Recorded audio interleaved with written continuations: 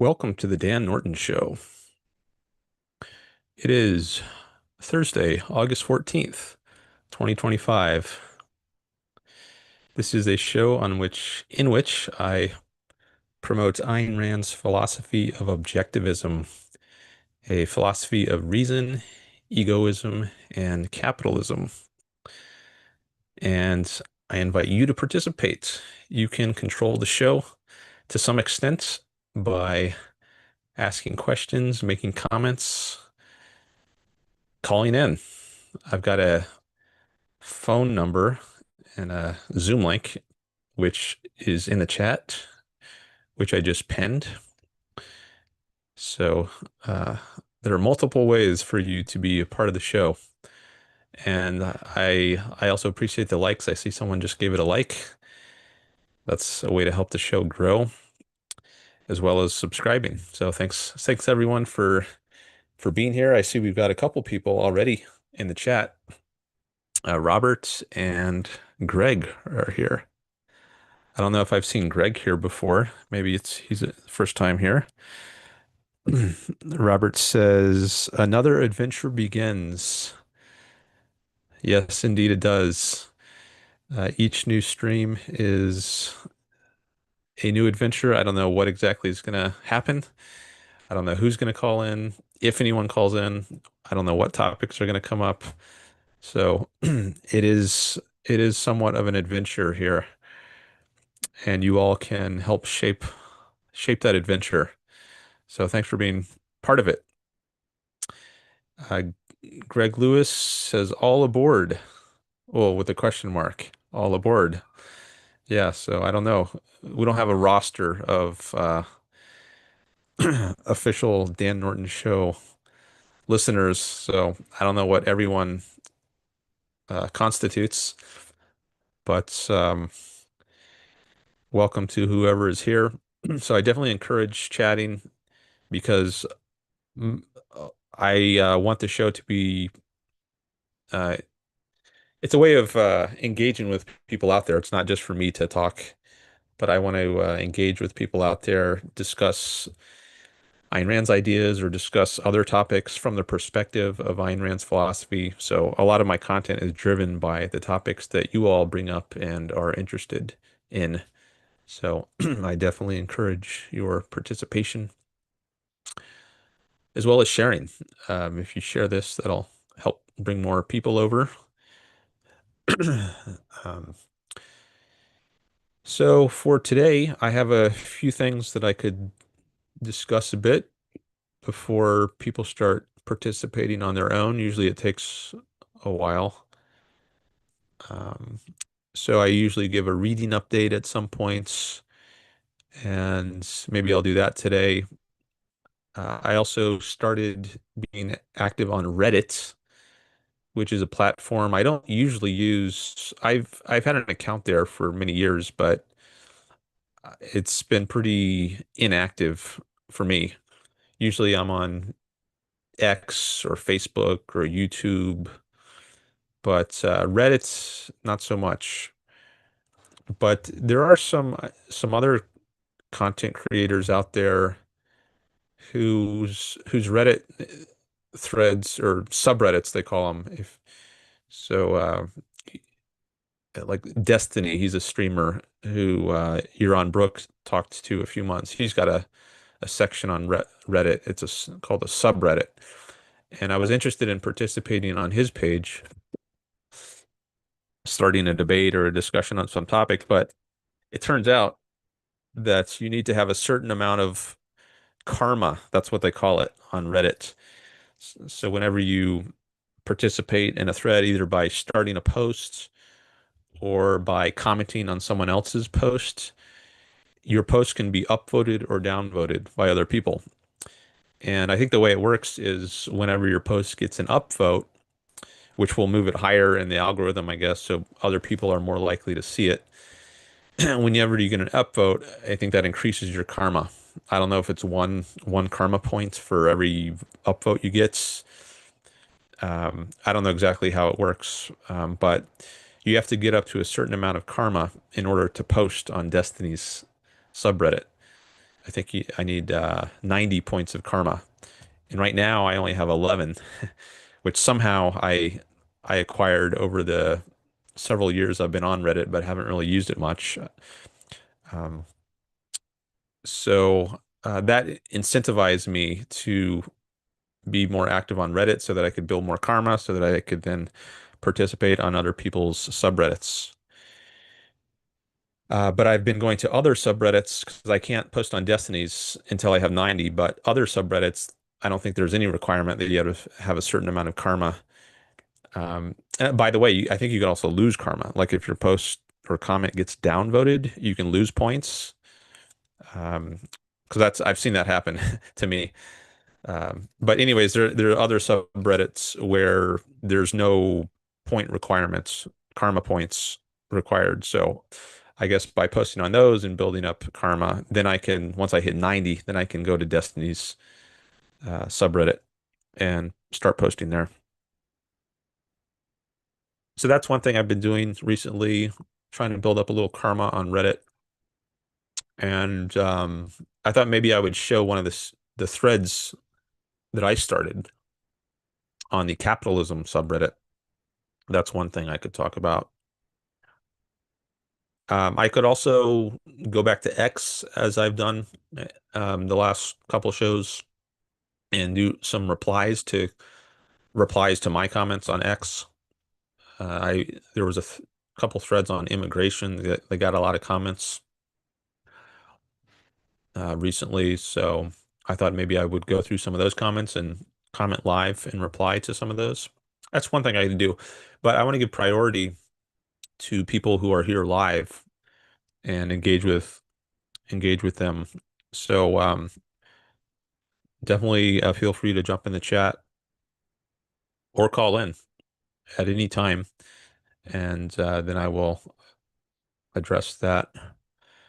Greg says built-in cancel operation. Not sure what that means. Built-in cancel operation.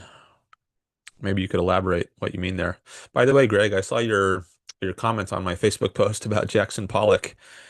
Yeah, in the last stream, we were talking about art a lot, and I gave oh, you mean down Reddit downvotes is what you mean by cancel. I, I guess that's like cancel culture where you get rid of someone. You could try to do that in effect by downvoting someone's posts, I guess. Um, so in the last show, I talked a lot about art with Theo Van Oostrum. He's an artist, and the example of Jackson Pollock's paintings came up. We were discussing whether that was art or not art, or even decoration. Even if it's not art, you might think it can count as decoration. I'm doubtful even of that. But Greg, I guess he saw some of that discussion, and then he commented on my Facebook post, and he included a link to birds sitting on the branch of a tree, and then these birds were leaving their droppings on a canvas. Um, and I guess he was making some kind of connection between that and a Pollock painting. Um, I'm trying to go to the to that notification right now. He says, not your typical Jackson Pollock. And then there's a link to to this I don't know if I can show this. I don't know if it's copyrighted or what the rules are, but anyways, it shows some birds leaving their droppings on a canvas, and then there's another panel of the comic which has people looking at this they don't know how this painting or painting was created, but in the next panel of the comic, um, this this canvas with the bird droppings has been posted on the wall of an art museum, and there's a bunch of people standing in front of it, and they're saying vibrant, natural, organic, genius, inspirational. So so thanks for sharing that, Greg. He says tried to post the JPEG directly, but your settings won't permit it, so I provided the link. Okay. Yeah, I'm not sure how to change those settings. Godspeed is here. Hi, welcome back. I talked with Godspeed quite a bit last time, just through the chat. We were discussing anarcho-capitalism, and that led us to a discussion of the nature of government, the nature of rights, and also we got into some deeper territory, or at least started to, in ethics. Um, we got into whether ethics or values are subjective, and what exactly does it mean to say they're subjective or objective. So maybe we'll talk about that some more today. I think Greg said he might call in, uh, which I mean Godspeed, sorry. Godspeed said he might call in. So that's fine. Um, I guess there's advantages and disadvantages to calling in versus discussing it through the chat. And the advantage, or at least one advantage of discussing through chat, is I think you have more time to think about things. Maybe you feel less pressure to have some immediate respond to what someone says. You can just take your time and think. Whereas I guess if you're live on air, you might feel more pressure to say something quickly just to fill the dead air. Um, but I guess there's also advantages. You can hear someone think aloud if you're actually listening to them on a call. You can see them in action, see their mind in action more, which there might be some value in that. It's a little more natural or realistic in a way, the way you would actually have a conversation with someone.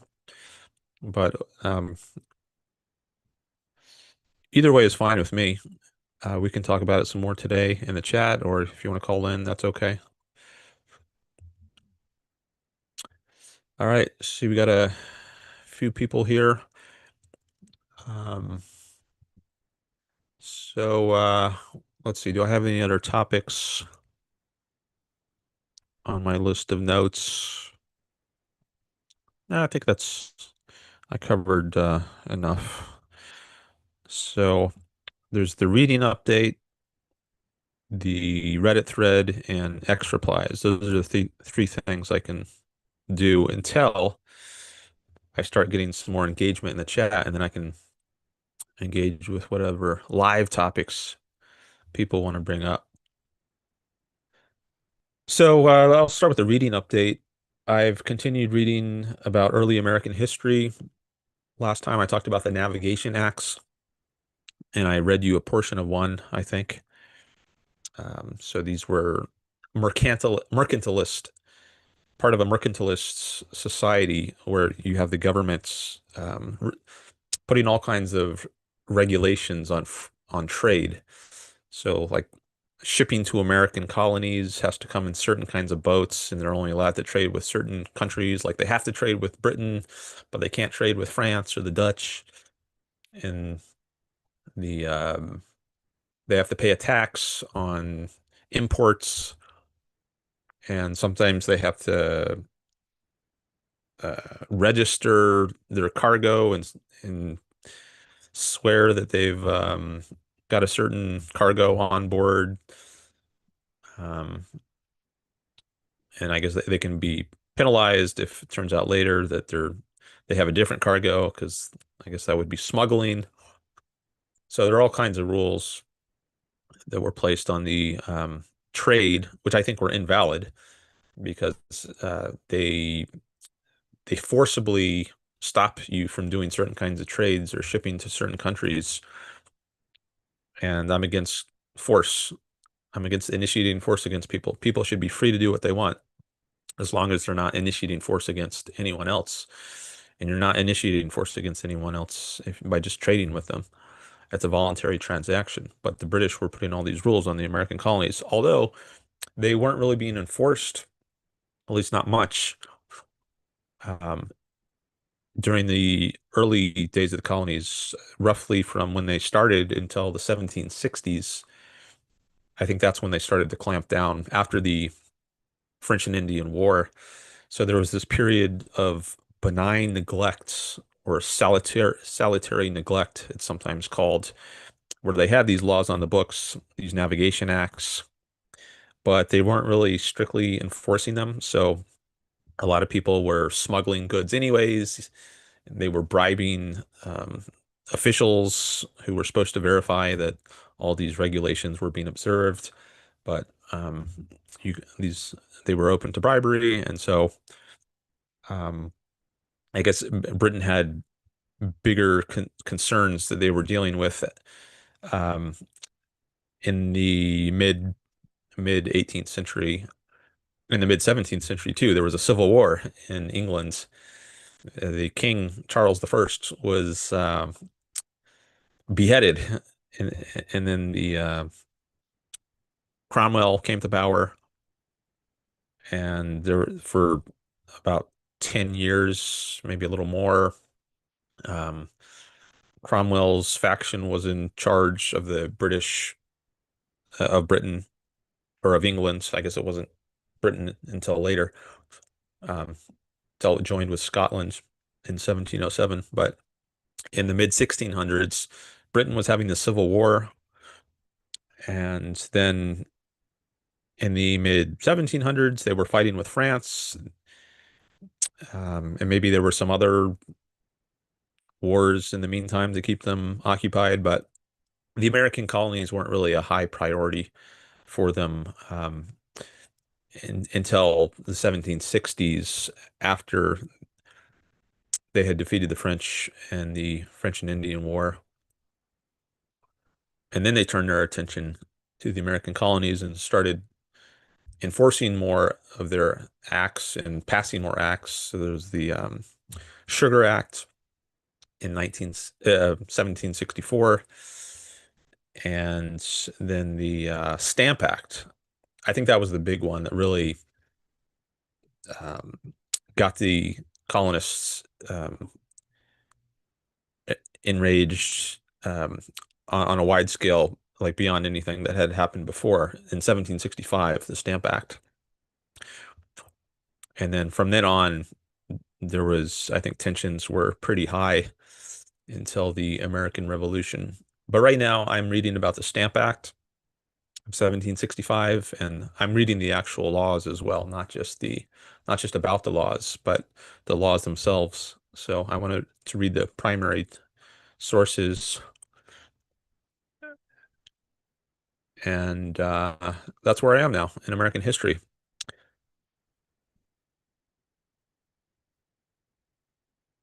Hi, Jason. Jason has joined the chat. He says good afternoon. So, I'm wondering now if I should go to the Reddit thread.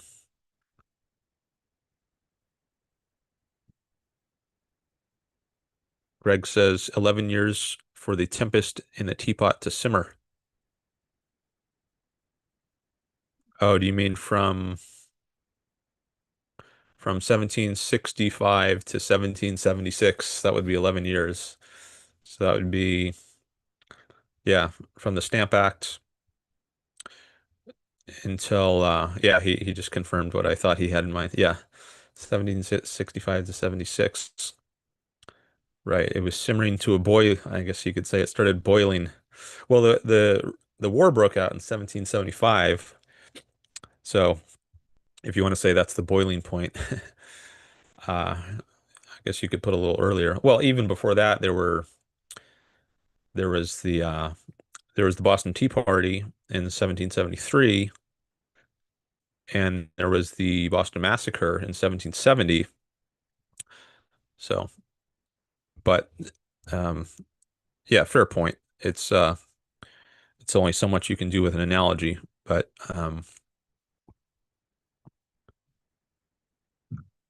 yeah, I'm getting a better sense of the cause and effect than I've had before. Like I've read about this period a few years ago. I think I spent maybe several weeks on the early American history, but um, I'm getting a better grasp now on exactly what the sequence of events is um, in the cause and effect. Like you had the Sugar Act, but then that wasn't really effective in bringing in revenue for the British. So then they passed a Stamp Act, and then there was the Stamp Act Congress. That was the first time when a bunch of the colonies got together with representatives. Actually, it wasn't the first time. There was also the Albany Congress before the Seven Years' War, or the well, that's what I think it's usually called in Europe, but in North America, I think it's called the French and Indian War more. But in 1754, there was what's called the Albany Congress, and that was a meeting, I think the first meeting of a bunch of representatives from the different colonies. But I guess that didn't really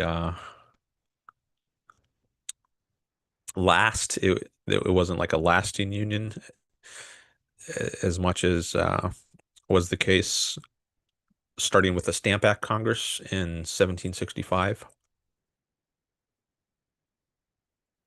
Um,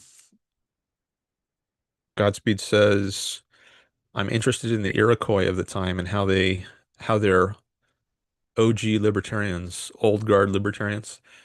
Too bad they didn't have vaccines. Yeah, a lot of them died from disease. I think more of the more of the Indians or the Native Americans died from disease than from war. Um, but you say they're old guard libertarians. I don't know about that. I think th they were tribal. There was this tribal chieftain, and I guess there were. I don't know what happened. Like if you step out of line, I don't know if you get ostracized from the tribe or what happens if you're punished in some way. But I don't think it was individualist sort of existence that the Indians had. It was a more tribal. I think you could contrast tribalism with individualism, and I think the Indians were tribal. I have a video on my channel, by the way, about it's called "Did We Steal Their Land?" or something like that. If you want to check that out, I had a discussion with a Marxist some years ago, and we discussed that issue. But I don't think the Indians they had a concept of individual rights. They were they were pre-civilized people. You might call them savages. Ayn Rand called them savages, um, which is not, necessarily to blame them. It's not necessarily a moral condemnation because if these are just people who they're they're still in the Stone Age in effect, well, then they just haven't discovered a civilized way of life. They're just nomads. They're hunter-gatherers, and they haven't progressed as much as the Europeans. And I mean, Europeans were savages themselves, I guess. If you go back 10,000 years before they had discovered civilization, and they were hunter-gatherers themselves, but they were further along in their trajectory of discovering knowledge and technology than the Indians at the time when they met in the, I guess, starting in the 1400s.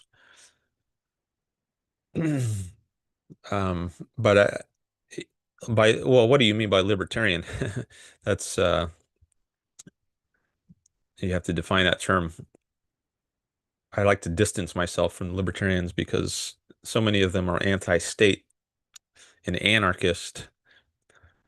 Um, Maybe if you think of, I guess last time we were talking about how or whether anarchy is just, it amounts to gang warfare. And you might think tribal warfare is like gang warfare. So maybe there is a connection of sorts between the Indians' way of life and the libertarians. If the libertarians are anarchists and anarchy implies gang warfare, well, is it isn't that sort of what you had with the Indians? You just had tribes uh, fighting with each other, maybe sometimes making alliances, but there's not an understanding of individual rights that came with John Locke, and the Europeans themselves didn't have a complete grasp of individual rights. I mean, maybe some of their actions against the Indians were violations of rights. I think if the Indians were being peaceful, then there's no justification for just massacring them. But if they're not being peaceful, if they massacre you, if they initiate force on you, then in self-defense you can fight back. But I don't think if they're just being peaceful living somewhere, I don't think it's right to attack them. And maybe that they were attacked in some cases by Europeans, in which case I would not agree with that. But only if they seem to be a credible threat, then I guess you could preemptively attack them. But if you don't have evidence of that, then I think you should leave them alone or just try to trade with them in a peaceful, voluntary way. And that happened to some extent. There were trades, and there could be assimilation sometimes. There's Pocahontas, who married, was it John Rolfe in the Virginia colony?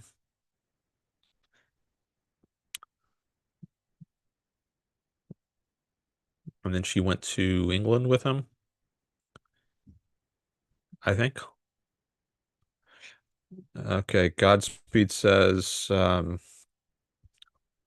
well, they were a confederation of several tribes, and most tribes were internally individualistic, and power wasn't centralized and largely democratic. Confederation of several tribes. I guess that's the Iroquois you're talking about. Uh, and then you say most tribes were internally individualistic. Why would you say that? What made them individualistic? Is it what you say next? You say power wasn't centralized?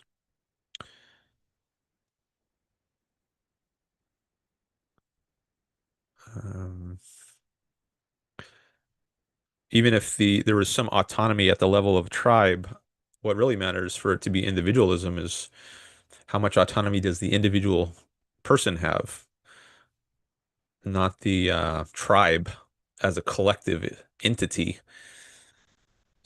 So I don't know if you're meaning here to say that there was some individualism because the tribes had some autonomy apart from the confederation of tribes. But what I want to know is what about individual human beings? How much autonomy were they, what was recognized for them? Um, I think that's really what counts when you're assessing whether a culture is individualistic. Greg says Jeffersonian libertarian, perhaps liberty-minded. Um, for the Indians, is that what you mean?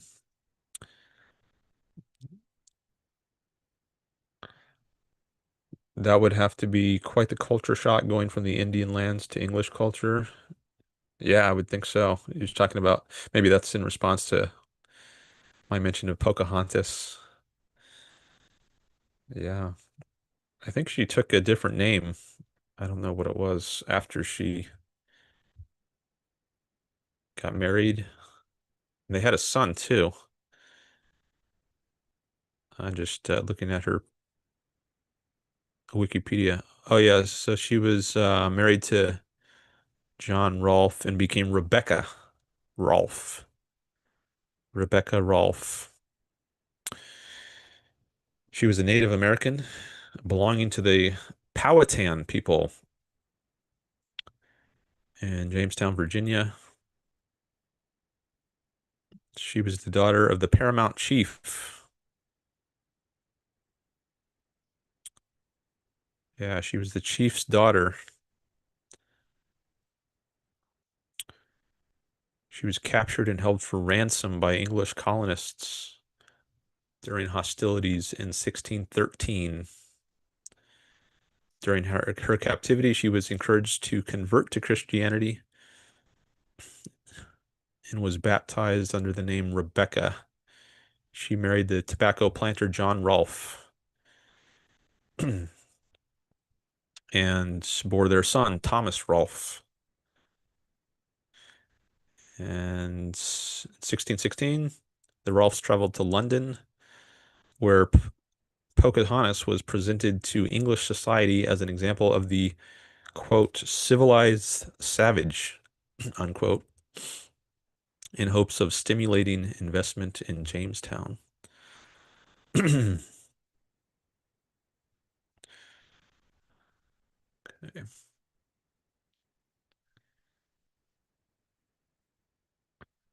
Yeah, so maybe she had some culture shock, and maybe the English had some culture shock meeting her and the other Indians. But people have free will. Individuals have free will. So just because you were born in to some culture doesn't mean you are necessarily going to agree with its values.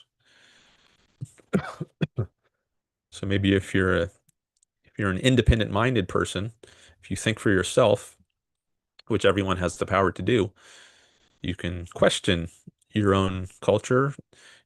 And if you encounter some other culture, you can question whether their ideas make more sense or less sense, and you can decide for yourself.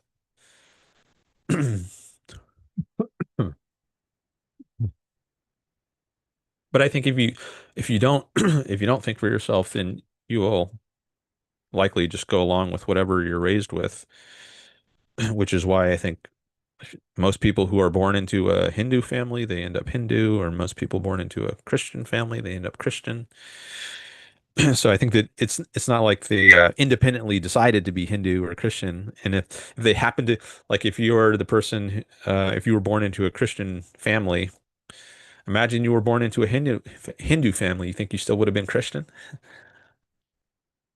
I think it's unlikely. I think more likely what's going on is the reason there's so much people in a given area who share the same views is because they're just um, being conformists. They're not thinking for themselves. They just go along unthinkingly with whatever they happen to be born with. And if they happen to be born somewhere else, they would have unthinkingly gone along with that.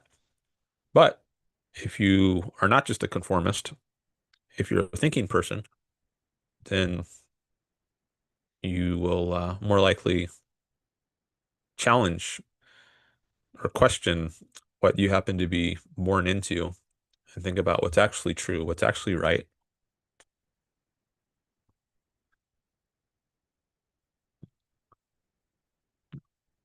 Uh, Godspeed says, I have actually been part of anarchist system that was just gang warfare that actually operated quite well. Okay. You want to say any more about that? What system you were part of? What anarchist system that was just gang warfare that you say operated quite well? Greg says Pocahontas was independent-minded enough to marry outside the traditional Indian rituals. I think John Ridpath, he's a He was a objectivist scholar who who passed away, I think, maybe 2 or 3 years ago.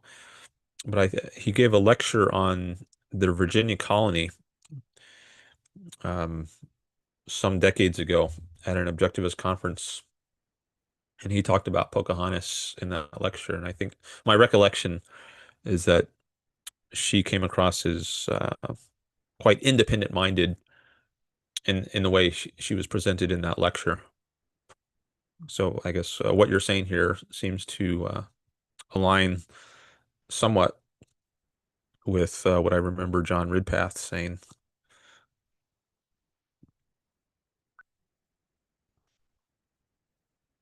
I'd like to learn more about Pocahontas and so many other things. There was a there was a period a few years ago when I was learning a lot about the Virginia colony and the Massachusetts colony. Those were the first two colonies. Um, I think one thing that got me interested in that was the topic of Thanksgiving, which Harry Binswanger had posted about on his forum, hbletter.com. He would talk about how the there was a difference between the Virginia colony and the Massachusetts colony, and that the Virginia colony was more secular, and they came over here to pursue profit, and they had their cash crop, tobacco. So it was more self-interested, pro-profit kind of motivation, whereas the Massachusetts colony in I guess Salem. Well, there's a couple. I think I guess the earliest one maybe was at Plymouth, but there was a Plymouth colony and then the Massachusetts Bay colony. But I think the Plymouth colony was earlier, and he was saying how that one was more theocratic. Their motivation was less secular and this worldly, less egoistic. It was more they wanted to bring their puritanical religion over here and have a place to practice it and escape the persecution I guess they were facing in England. They were separatists, um, so they didn't fall under the Anglican Church. Um, and there was the Salem witch trials. I guess that was maybe part of their Puritanism. However, so Harry Binswanger would make this point often that the first Thanksgiving was actually in Virginia, not in Massachusetts, contrary to widespread belief. Um, and I guess he thought that was a way of boosting the case that Thanksgiving is a secular sort of holiday, and it's a good thing because it's or there's something like positive about the fact the first Thanksgiving was in Virginia, the Virginia colony rather than Massachusetts, because the Virginia one was more secular and this worldly, right, and less religious and theocratic. However, I did some research on it, and it turns out that in this particular period of Virginia, I think the 1610s maybe was when the first Thanksgiving occurred. During that segment of the Virginia colony's history, they were more theocratic, I think, than Massachusetts was. And there was, if I'm remembering right, there was something called Dale's Code.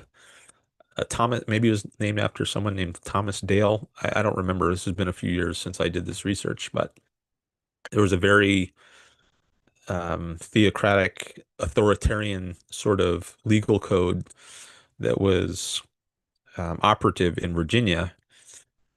And so I don't think it's really a sign of something good that the first Thanksgiving was in Virginia. I mean, you can't really tie that to its being a secular um,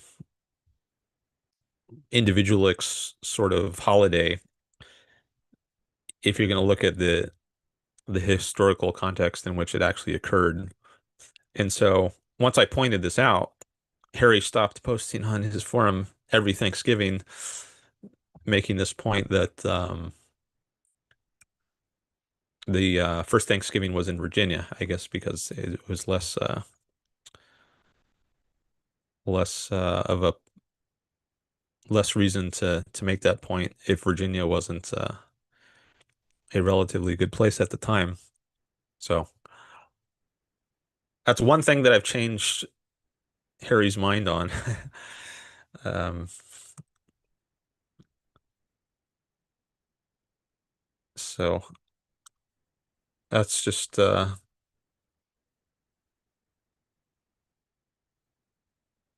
little side story.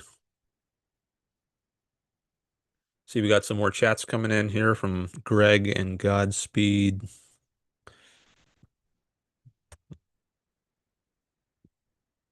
Let me read through some of these.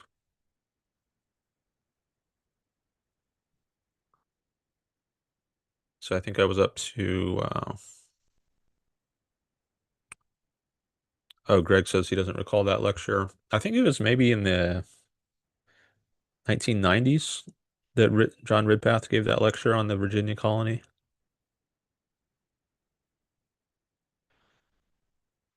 Maybe you can, I think it's called, what is it? The Virginians, and the Founding of America. I think that's the title of it. So if you Google that, maybe you'll find it. There's a website that has a list of all the objectivist conferences going back for decades. I think it might be called objectivistmedia.com or something. I bet it's on there. There might be a little description of the lecture. Oh, you say religion versus man is the only one I own. Godspeed says, we had cars and they provided protection and made the laws and enforced them brutally. However, we largely had a lot of autonomy and could trade freely between cats. Is that what you're calling people? Is cats slang for people there? If there was a conflict, it was either handled within the car, or was that a typo for cars? Oh, maybe that's what it was. People could trade freely between cars. If there was a conflict, it was either handled within the car through a court system. If it involved someone from another car, the drivers would negotiate, arbitrate the issue. So that was the anarchist system you were part of? Does this mean you lived in a car for a while, or you don't have to tell me that if you don't want, but I'm trying to envision what you're talking about here. We had cars and they provided protection and made the laws and enforced them brutally.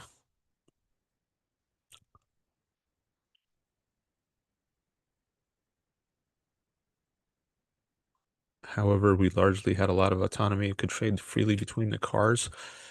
I don't know if this is just a game you were playing or what. I'm not sure how to interpret this.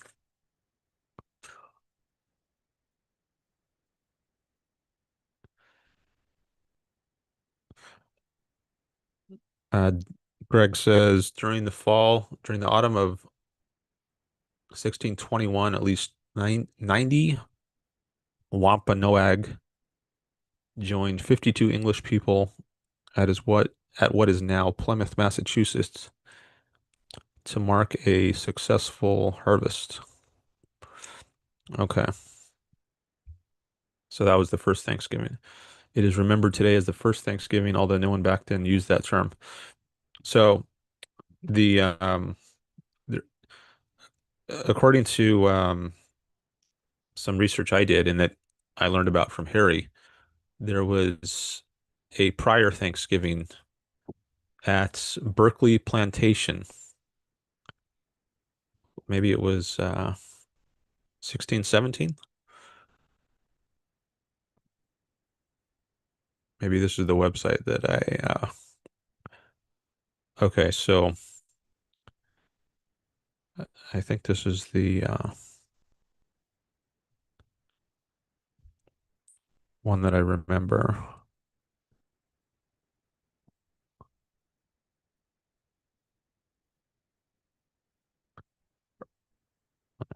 It's at least the same website, I think. I don't know where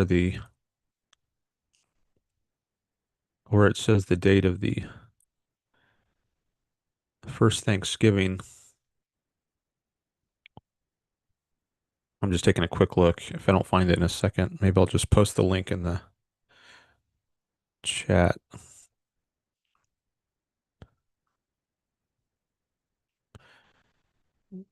Okay, I'm just going to post this link here.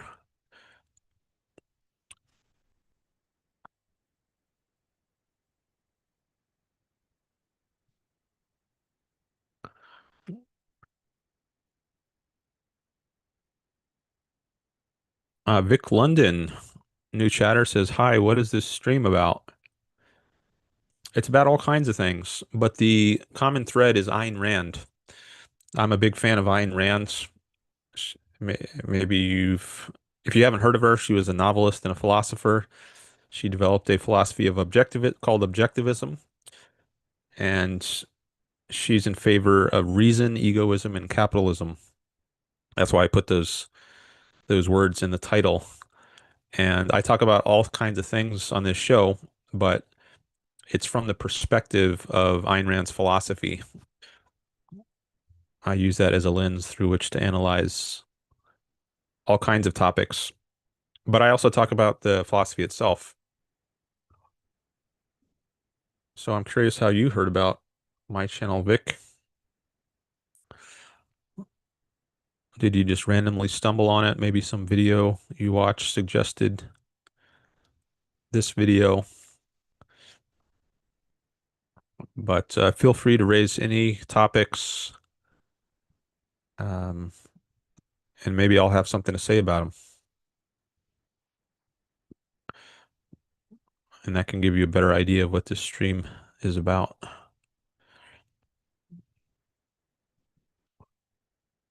So I like it when people raise topics in the chat. So we've been talking some today about early America. Um, I guess one philosophic aspect that came up is the issue of individualism versus tribalism. I'm pro-individualism. I think that's an implication of egoism. So egoism means you live for your own sake, not for other people. That would be altruism. And I think individualism is the idea that the individual is of highest value, as opposed to collectivism, which says some group is the highest value. So, like the nation, for instance, should you live for the nation or for the tribe? I think tribalism would be another kind of collectivism, where the primary value is not the individual human beings in the tribe, it's the tribe as a whole. So the individual can be sacrificed for the sake of the tribe, but on my view, that's a bad thing. The individual is the highest value, and the only reason you should be part of a group is if you think that group helps you as an individual. If you don't think it is going to help your own life, your own happiness, your own well-being, then I think it's best to go somewhere else. Like if you're a Jew in Nazi Germany, then it's not in your interest just to be in that society. So it's better to leave that society, find a better one, or maybe live by yourself if you need to. Vic says he just stumbled on the channel.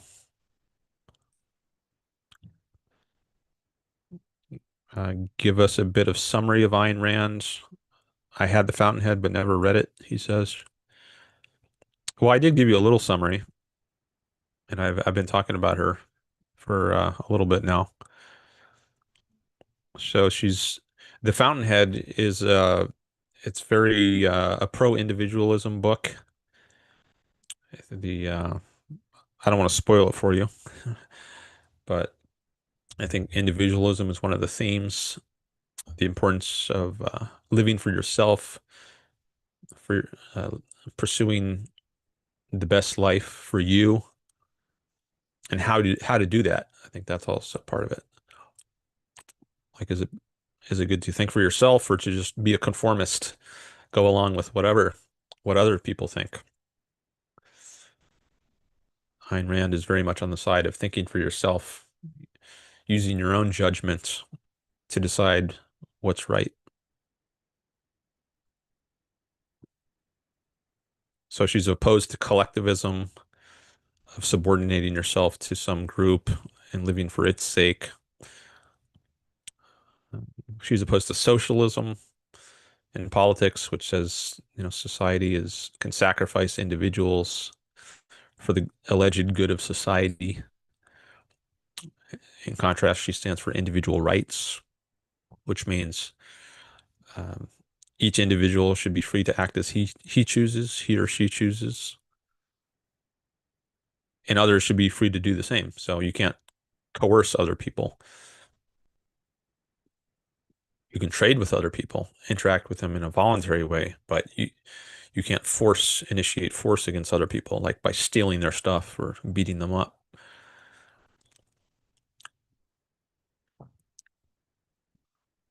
Greg says the link is suggesting 1633 as the first.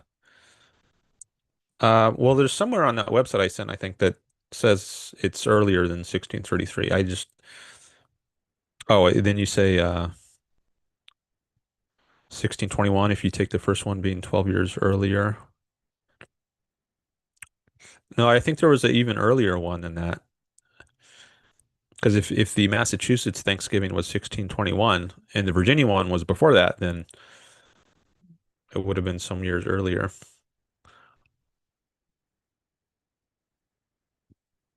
For some reason, I have the date 1617 in my head, but I would need to double check that to be sure.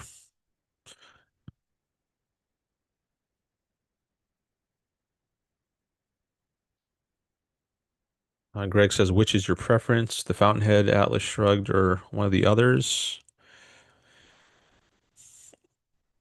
I think Atlas Shrugged, if we're talking about her fiction, I think Atlas Shrugged would be my favorite. As for the nonfiction, I'm not sh maybe Philosophy Who Needs It. That was the first one I read, so maybe that's why it has a special place in my heart or my mind. And that was the first thing I ever read, not just of the nonfiction, but because I started with the nonfiction.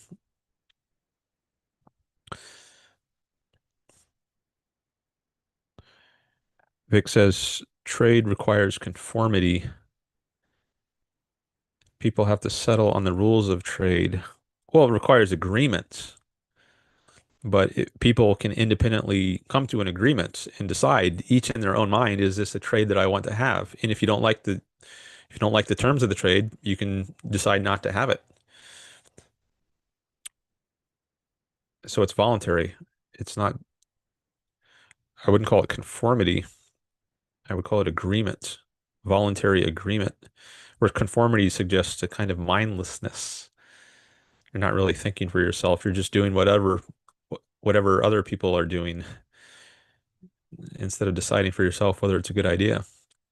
I mean, you could trade in a conformist sort of way. Um, like if I don't know, you buy some kind of clothing just because a bunch of other people are buying it. Maybe this happens a lot with teenagers.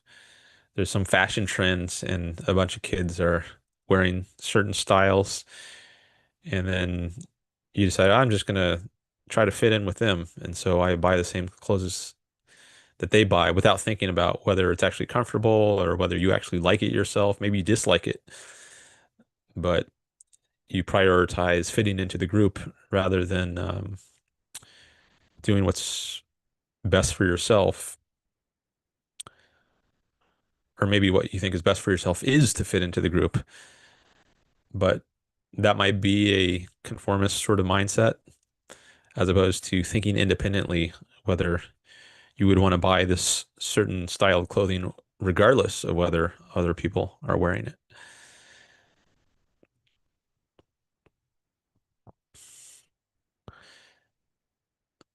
Vic says, do most people really want to think for themselves? Where did you get your shirt from? Statistically, I don't know. Like you say, do most people want to think for themselves? Uh, it could vary from topic to topic. At one point, I remember Harry Binswanger, who was a objectivist philosopher, make is that people more often think for themselves when it comes to concrete issues, like what kind of car to buy or what kind of clothes to buy. Well, I guess that would be a counterexample to the sort of thing I was just saying, but they spend a lot of time thinking about, is this the right car, for instance? Does it have all the features that I want it to have? As opposed to thinking about what philosophy to accept, like Christianity or atheism or Hinduism. I think there's billions of people who just conform to whatever they happen to be born into when it comes to their philosophy or their worldview, their religion. Um, they just conform to whatever they happen to be raised with. But when it comes to something like buying a car, they're much more thoughtful and less conformist.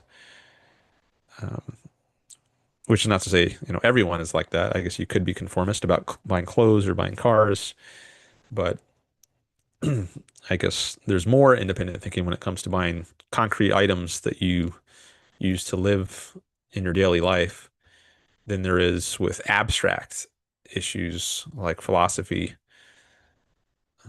what philosophy to accept.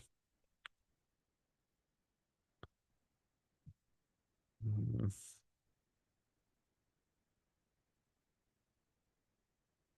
Vic says most people need to fit into the group. The group offers benefits.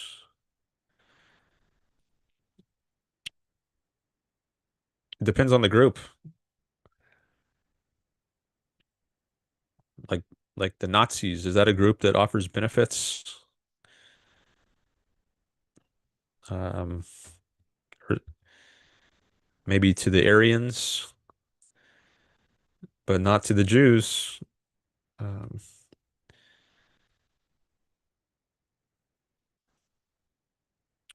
and I guess even if it offers some benefit to the Aryans, it's a short range kind of benefit. Like if it expropriates the property of the Jews and gives it to the non-Jews, then I think you're living under thugs. It's not in your interest long term to be under the rule of looters and thugs.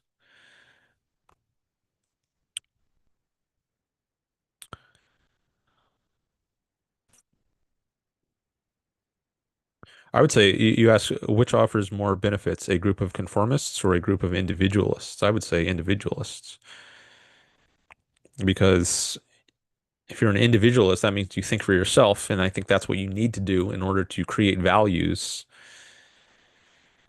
Um, our reasoning mind is an attribute of the individual. And if you're going to create the values we need to live, like science and technology. Right now, we're using a lot of science and technology to have this conversation. We're doing it over the internet. Think about how much thought and science went into making that possible. That's the knowledge of science that was required to make this possible did not happen as a result of conformist thinking. It was individual scientists looking out at the world, doing experiments, thinking for themselves and discovering things that allowed the knowledge to be discovered and then to implement that knowledge in technology, that took lots of thinking by businessmen, industrialists, engineers. Um, and individualists are people who think for themselves, which is what's necessary to create all these values. So, if you just do whatever other people are doing, it's not going to be a value necessarily. And if all those other people, I mean, there has to be someone to copy, right? If you're just copying people who copy someone else, at the bottom of it, or at the end of it, there's got to be someone thinking for himself for there to be anything of value. You can't just have a group of conformists. There has to be something to conform to, and that ultimate link in the chain of what you're conforming to, it's going to be something good or something bad, and it behooves you to think about whether what you're conforming to is good or bad. If if you decide for yourself how to evaluate it, then you're not really being a conformist. You're being an individualist. Um, Conformist, I think, is more when you're mindlessly doing what other people do. You're not evaluating it for yourself.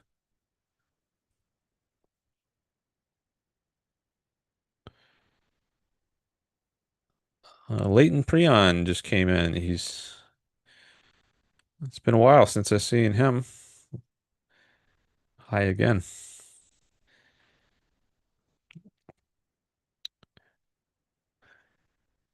We got some more comments here from Vic.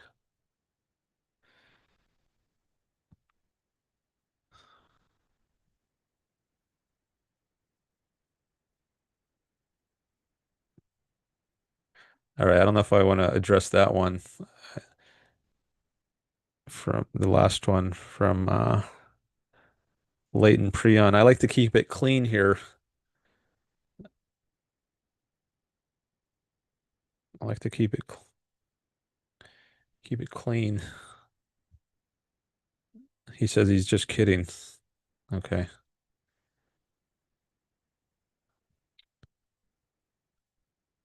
Uh, so Vic says people don't really want to think for themselves.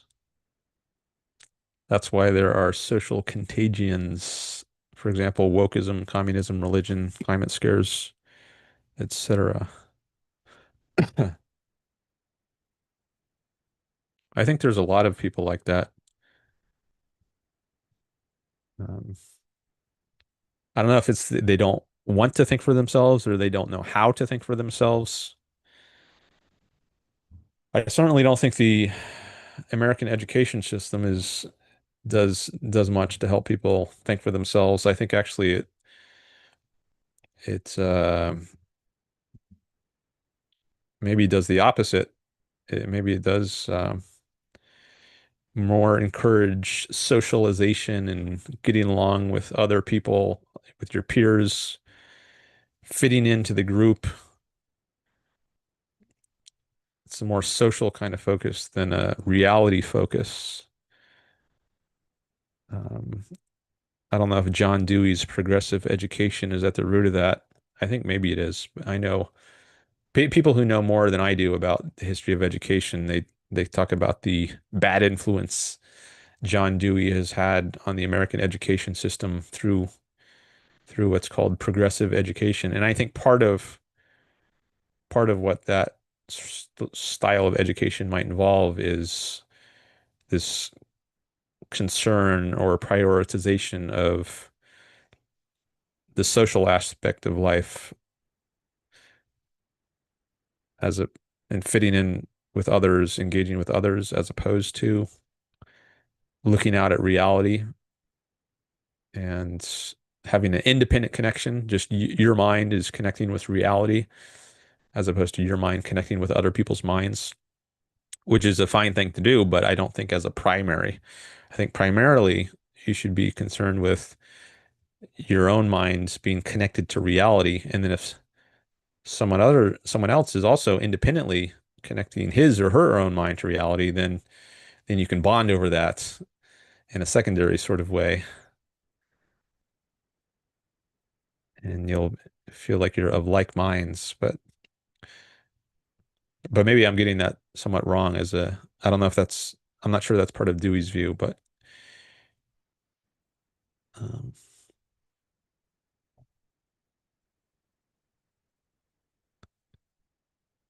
Greg says, don't want to slash don't know how to. I'd like to think the latter.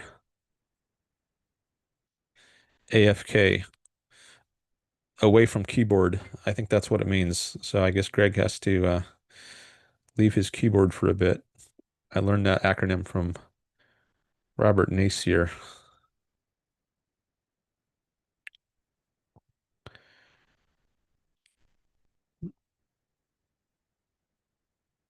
Let's see.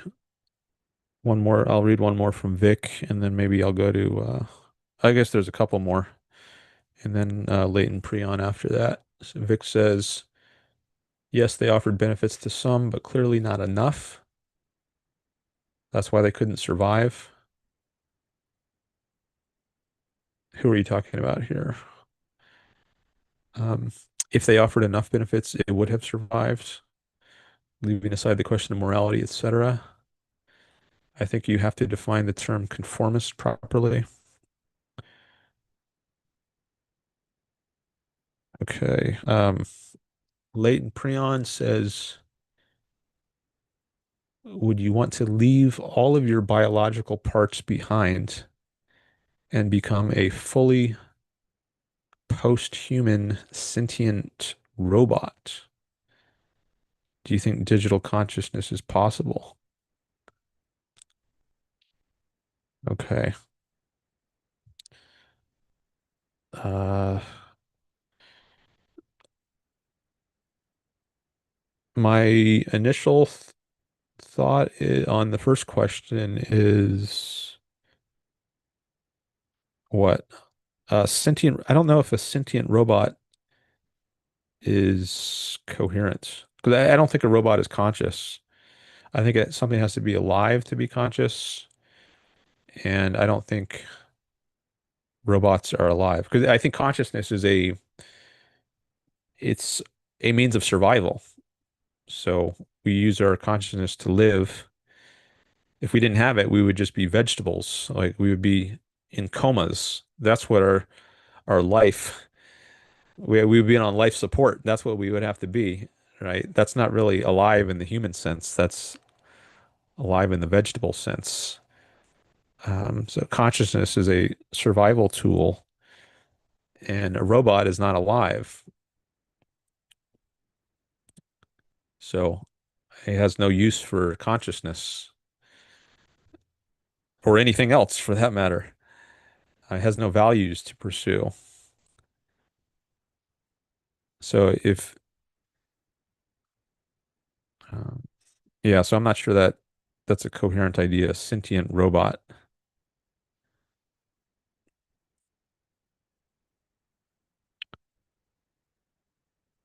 And then you say, do you think digital consciousness is possible?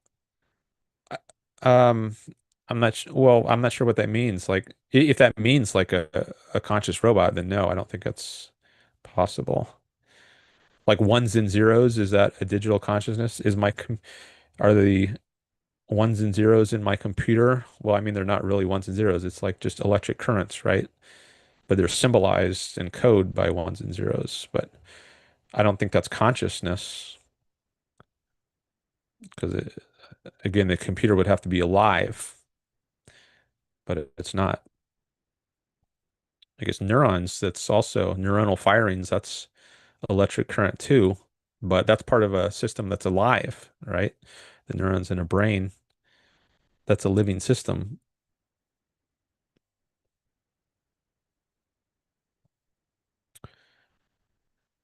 And then I'm going to skip over some of these because I want to keep on this topic for, and not jump around too much. Leighton Prion says, Canon objectivism says that the mind is just the action of the brain. What is canon objectivism? Do you mean canonical objectivism? Like standard objectivism or Rand's view? That's certainly not what Rand says, if that's what you mean by it. I think she's plausibly interpreted as a dualist who says the uh, property dualist, if we're going to use academic terminology to categorize her view on the mind-brain relation. So she says that consciousness is not reducible to matter or physical stuff. At least in some places, I think she says something like that.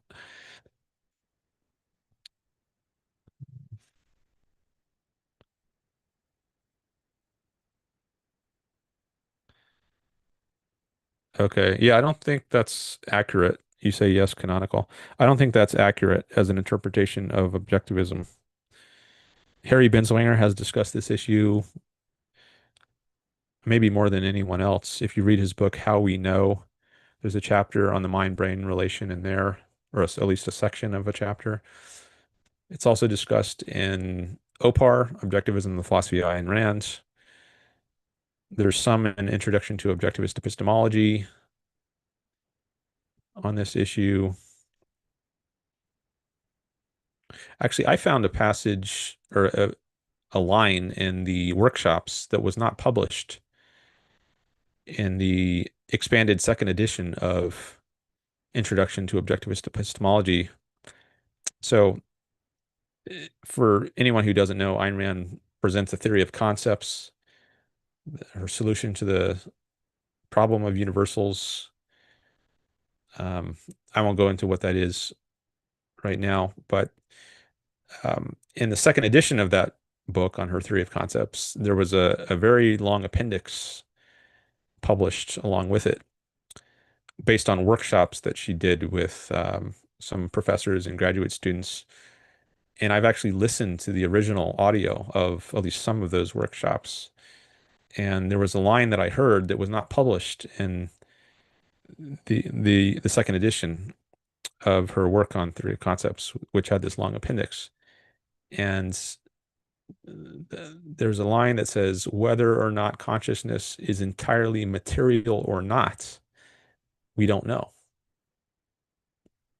which might suggest that she's open to the idea that consciousness is material or physical, because she says whether it's entirely material or not, we don't know. So maybe it is, maybe it's not entirely material. If you think consciousness is entirely material, then you might think, well, then that's like saying the mind just is some material thing like the brain.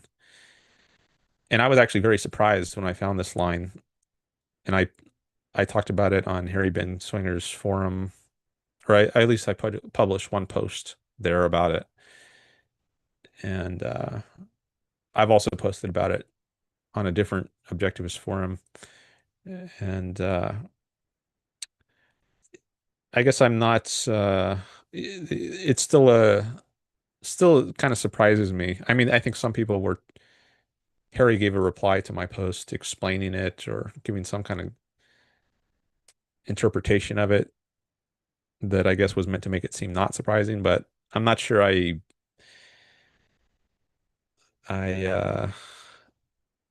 agree with his interpretation. But anyways, if you just look at the published literature, not this posthumous material which has been published, if you just look at published material by Ayn Rand or maybe by Leonard Peikoff in his course, The Philosophy of Objectivism, which was later turned into his book, Objectivism, The Philosophy of Ayn Rand, I think there's a good case to be made that Rand thought of consciousness or the mind as not being reducible to just the brain or physical material stuff.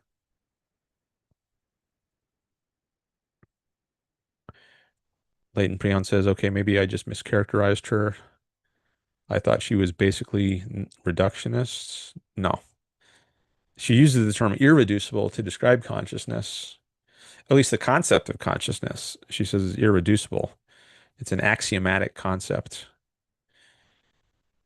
Can't be broken down and put in terms of other concepts.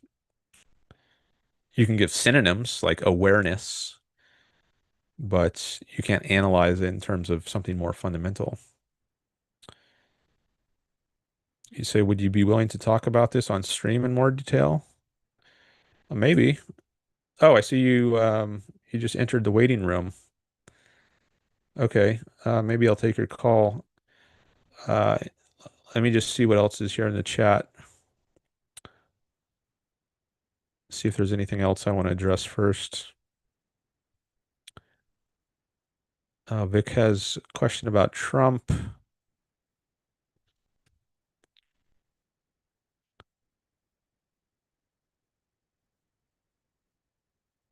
Yeah, I see you joined the Zoom call. Um,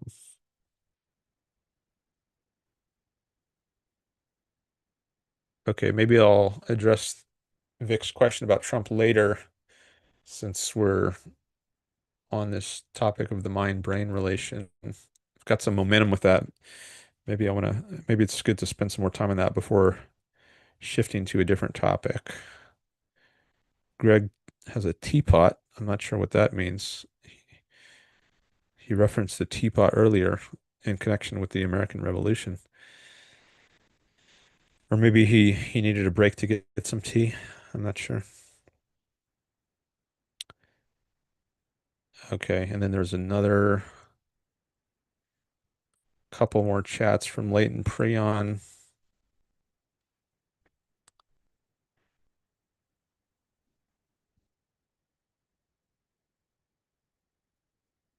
Um, oh, tea break, he said. Okay, so I'm going to take this call from Latent Prion, who I think goes by a different name on Zoom. Oh, no, no, actually, he changed his name to match his YouTube name on Zoom now. All right, let me just make sure I have the settings correct.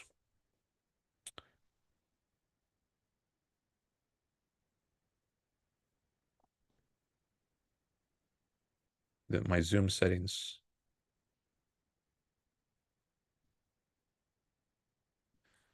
Maybe I should also take a break first before I take this call. Um, well, actually, I'll give at least a few minutes and then decide whether I should take a break. Because sometimes people have to go. So if I take a break now, he might be gone by the time I get back. All right, so I'm going to admit him, and then I'm going to have to ask him to unmute. All right, so in just a second, I will ask you to unmute, and then I will be able to hear you. Okay. Hello. Hey there, how are you? You can hear me fine? Yeah, I can hear you fine. Okay. Yeah. Um, yeah, so uh it's interesting to try to talk about the objectivist theory of universals and its various kind of implications. So Rand, you correctly said that Rand doesn't really commit to a materialist theory of call it engrams. That's just the notion of where concepts exist in where they exist. So speaks. She doesn't commit to saying that they're in the brain. She just uses an abstract term, mental entity, and she says that concepts are mental entities, and she doesn't commit to saying where they're stored and where they exist. And I suppose in some way you could say that leaves room open for dualism. I don't know if you'll say anything in response to that immediately. Yeah, so I don't think that she would say concepts are the sort of thing that has a location. So you mentioned she doesn't take a view on where they exist. Well, I don't think she would say that they exist in space. Like you can, if you drill three inches down into someone's brain, that's the location of the your thought that 2 + 2 = 4. I don't think conscious is that sort of thing that has a location. Whereas physical stuff, like you could say there's a certain neuron 3 inches inside the brain. But if you're talking about consciousness, I don't think she would say it's spatial, at least in that sort of literal way. If Hmm. that's what I don't know if that's what you meant, but anyways, that's one point I would make. Is like there's just certain categories, um, and this is not particular to Rand, but many philosophers have made the point that there's certain categories which just don't apply to the mental phenomena, which do apply to physical phenomena, location being one of them, or like weight would be another. Like how heavy is your belief that today is Thursday? Well, beliefs just aren't the sort of thing that have weight, right? Physical things could have weight, like your brain has a certain weight. You could say maybe a atom has a certain weight or a mass, but your beliefs, your desires, they don't have weight, they don't have mass, they don't have size. And then there's also properties that mental stuff has that physical stuff doesn't have. Like mental phenomena can be true or false. Like beliefs, they can be true or false. That's a property beliefs have. But can a rock be true or false? Well, no, that seems kind of weird to say that. It just is. So there's certain properties that mental stuff have that physical stuff doesn't have, and then vice versa. So I'll just make that point for starters. Yeah, thank you. There's a bunch of different directions I can go from here. I can raise an interesting point that I think is a criticism of Binswanger's position in how we know, or I could just continue in this particular direction and keep talking about concepts, and then raise this point about in the debate sphere online, people ask the question, what is your account for moral facts?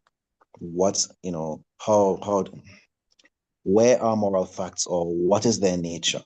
And I understand that as an objectivist, you would probably answer by saying a moral fact is an evaluation of the relationship of some action or value against survival. And that's sort of not quite what they're asking for. What they're asking for is something more along the lines of what type of phenomenon a moral fact could be, something like that. As in something like let me try to see if I can figure out how to phrase it. It's something more along the lines of you have the wall in front of you, and that wall is white, and the wall is hard. These are some facts we know about the wall, and they're trying to ask you to give an account of what type of fact a moral fact is, something like that. Okay. So I guess one, I'm wondering, first of all, I'm wondering whether I should take a break now. Do you have a hard time limit? Do you have to go soon? Or if I took a few minutes break, would you still be here to chat some more after it? I can chat, I'm not doing anything special. I Okay. guess you've already been on for about an hour or something, right? So your streams, as I understand, tend to be like 2 hours long. So I imagine you aren't going to stay much longer yourself. So, it's up to you. Well, uh, my streams lately have been longer than 2 hours. They've been usually longer than 3 hours. So we could still have some substantial time. I just want to take like maybe 5 or so minutes, um, and then we can come back and talk some more. Does that work Sure. for you? Okay. Works All good right. for me. I'm just Works going to good. put you on mute again, and then I'll ask you to unmute again when I get back, and we'll continue the conversation. Okay. All All right. See you soon. right. Okay. So I'm just going to turn off my mic and camera for a bit, and then come back and talk some more about some of the stuff Latent Prion has been bringing up. And this time I want to remember to say that I'll be back in the chat. I forgot to do that last time. So anyone new who shows up might not know what's going on. Actually, I was thinking I should get a screensaver so it's on the screen as well. I think my name will just appear this time as it usually does when I take a break, but I think there's a way for me to change it so that it says be back shortly or something. And maybe I'll try to get that set up for future shows. But anyways, for now, just gonna take a few minutes break and hopefully see some of you again on the other side. Okay.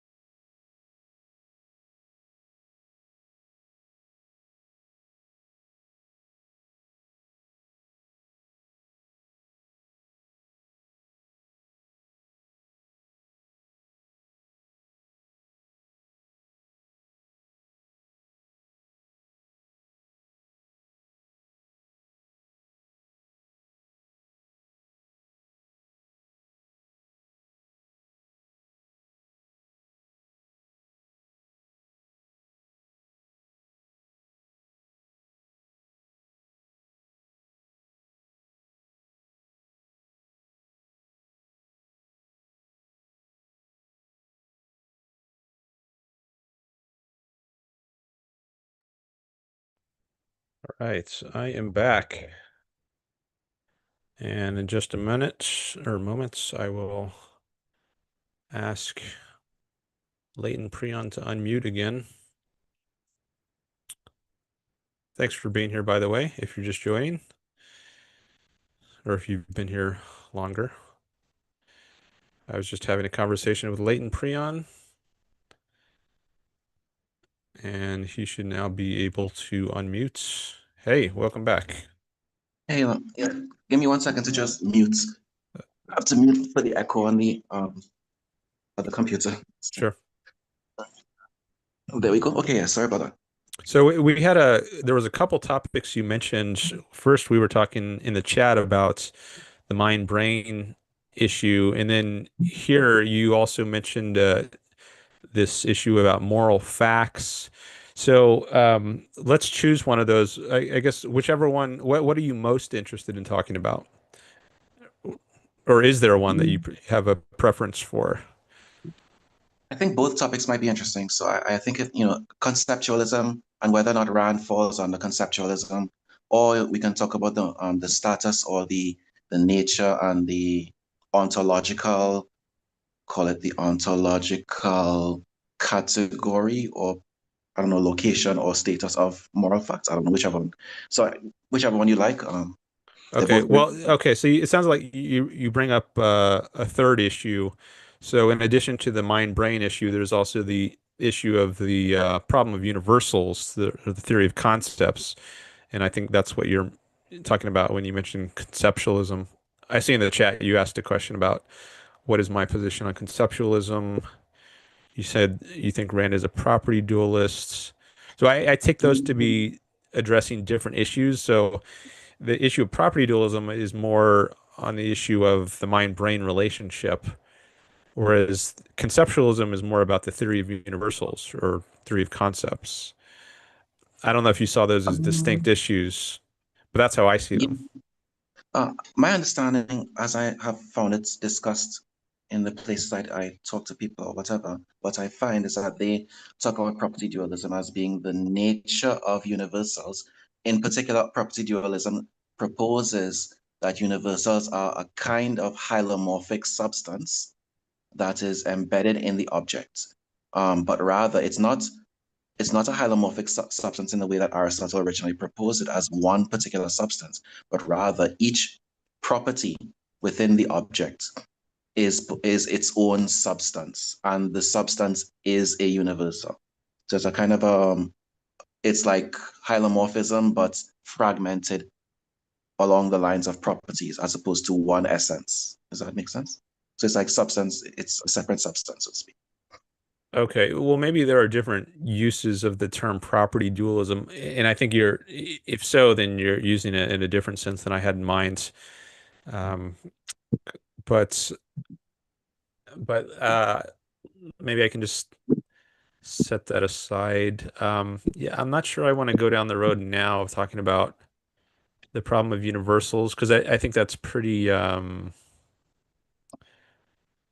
disconnected from what we were talking about when we were talking about the mind-brain issue. So that would require some setup to, if anyone is just jumping in now or into the stream, they're not going to have any idea what we're talking about, and maybe some people who are very familiar with the issue will know what it's about, but Um, I'm wondering if it might be better to talk about the moral facts issue.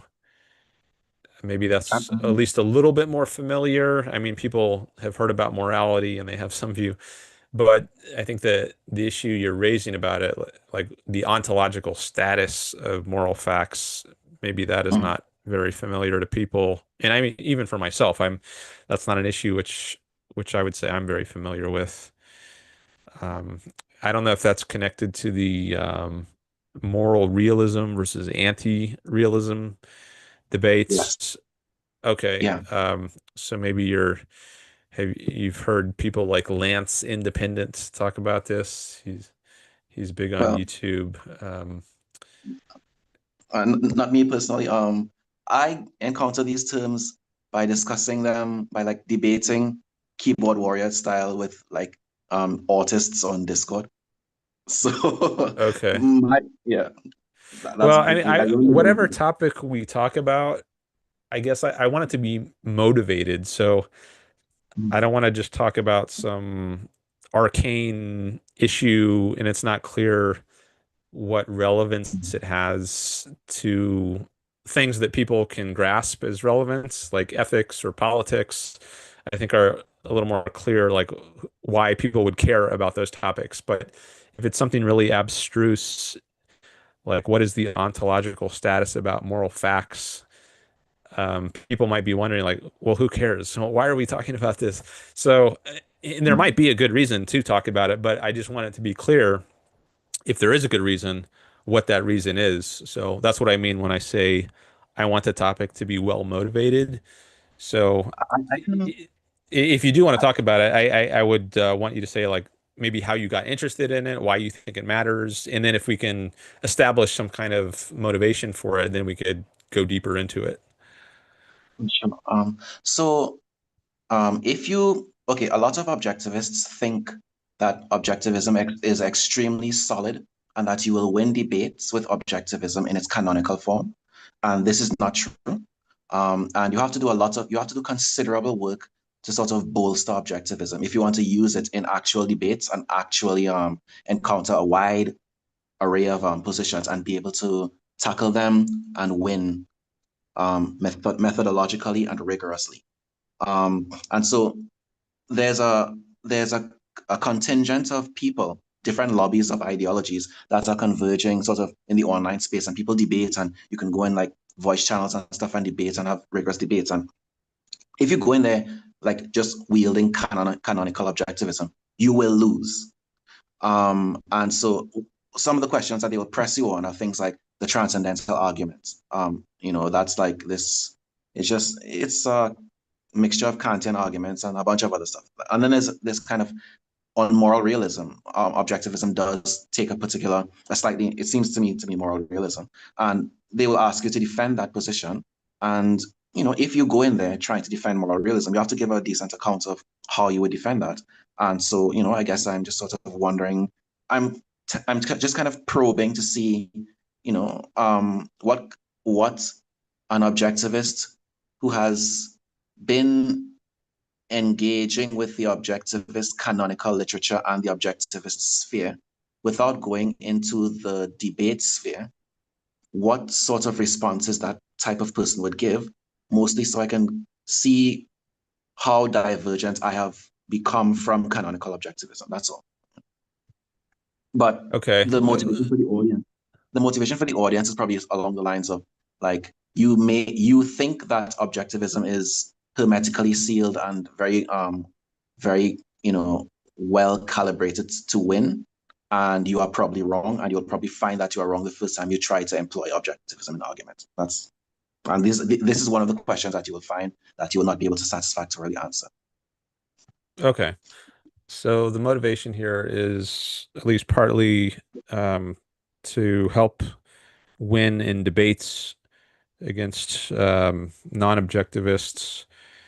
So I think there's a place for that. I mean, I think the primary purpose of knowledge, including objectivist knowledge, knowledge that is specifically part part of objectivism, is to live your own life. It's not to win debates, but there is a place for debate. And, part of what I'm trying to do is reach out to other people who aren't already objectivists necessarily, to objectivists as well. I mean, my show is open to anyone, but I'm trying to expose more people to Ayn Rand's ideas. So I can definitely appreciate a value in doing debates. I do it a lot myself. I've had some debates on this sort of topic that I think you're bringing up, not so much on my channel in videos, but I have also been in some Discord debates where this issue of moral realism or anti-realism has come up, and people have asked me my position on it. And um, I remember one conversation, I said, well, I don't think in those terms, like as to whether I'm a moral realist or an anti-realist, but you could tell me what you mean by those terms, and then I can tell you if which one I think fits me better, or I can just tell you what I think without using those terms, and you can then classify me however you want. If you think that sounds like I'm a moral realist, okay, there's your answer. If you think it makes me an anti-realist, then that's it.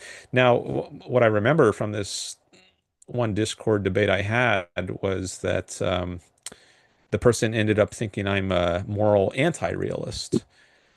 And I think the reason was because I thought that moral facts are relevant to an agent. They're not what's sometimes called stance independent. So, for instance, and Ayn Rand makes this point, not using the term, but of moral anti-realism, but she says value implies, in answer to the question of value to whom and for what. It doesn't make sense to just say something is a value. It presupposes that there is a valuer, someone who values the thing. So it's relative to an agent that something is a value. Like a banana, it's not just a value, period, full stop. It's a value to some organism, like to a monkey if it's hungry, or to a human if a human is hungry. So if moral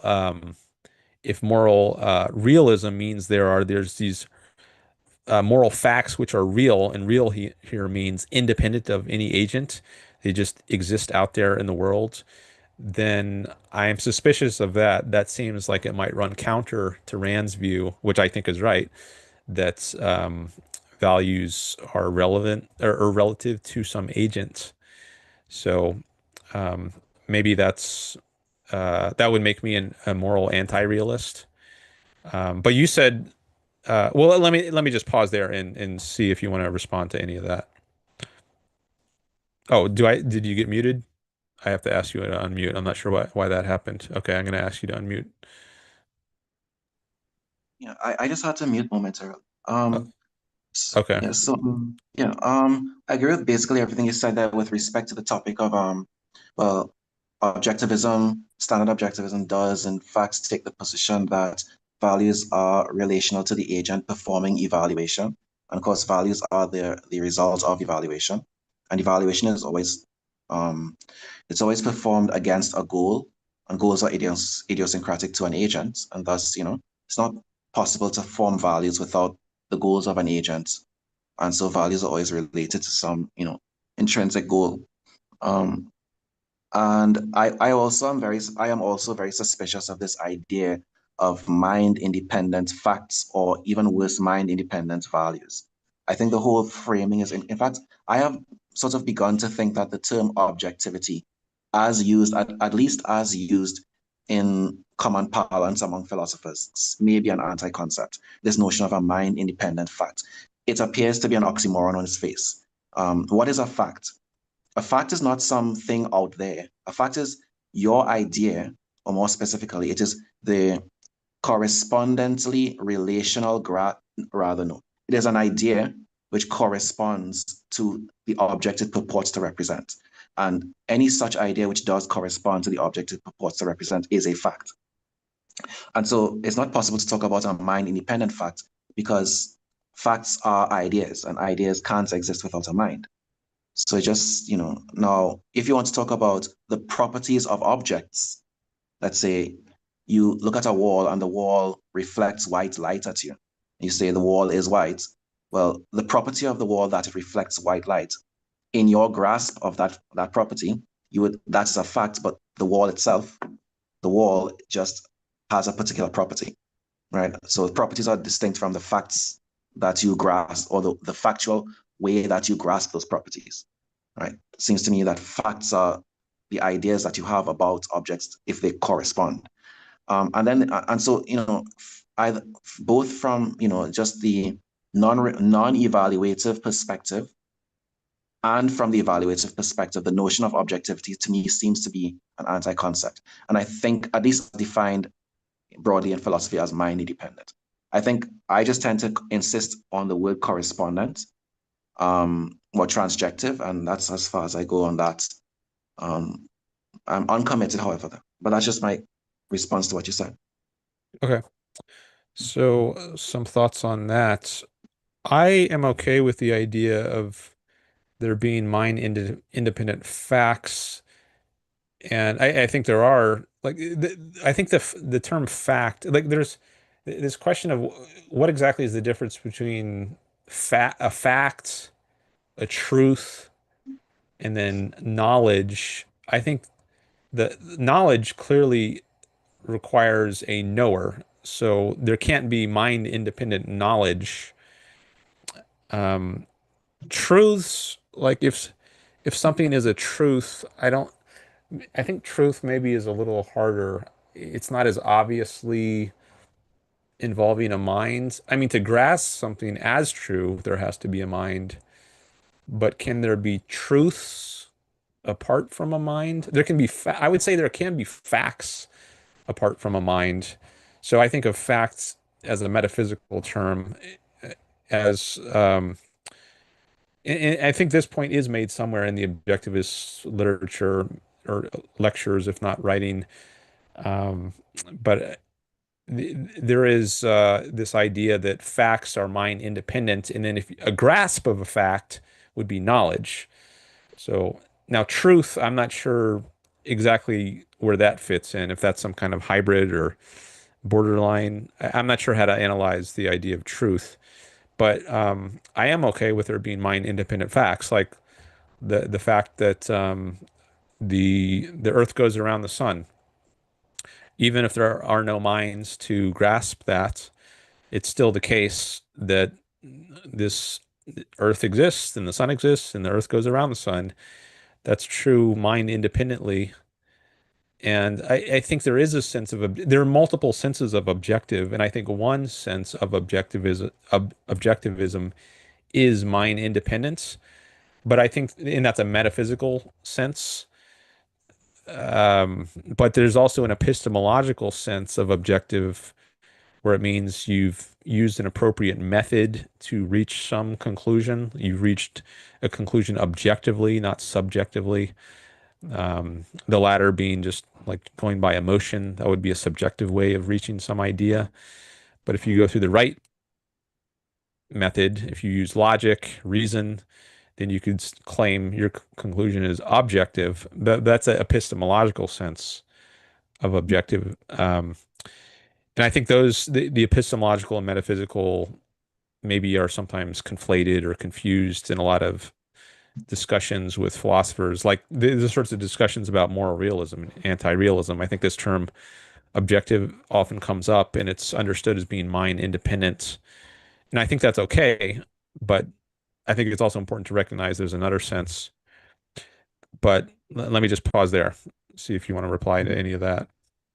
Yeah, I think I agree with Ayn Rand's definition of a fact, at least the part of it I can recall from ITOE. She said that, so if you sort of remember the general objectivist position, it is that, you know, as stated by David Harriman, this is the one I tend to remember. Entities exhaust the inventory of the universe. There's nothing else to talk about. And then I think Peikoff said basically the same thing in another place. He said, he said, the only thing you will ever be talking about is entities or some aspect of them. So, if you're talking about, a property is some sub aspect of an entity. If you're talking about, an action, it is that which an entity does. If you're talking about a relationship, it's just sort of the orientation of two different entities with respect to one another, that kind of thing, right? So you're always just talking about entities. And so I think Ayn Rand gave a definition somewhere toward the back of ITOE in that big long that big long appendix. So Appendix.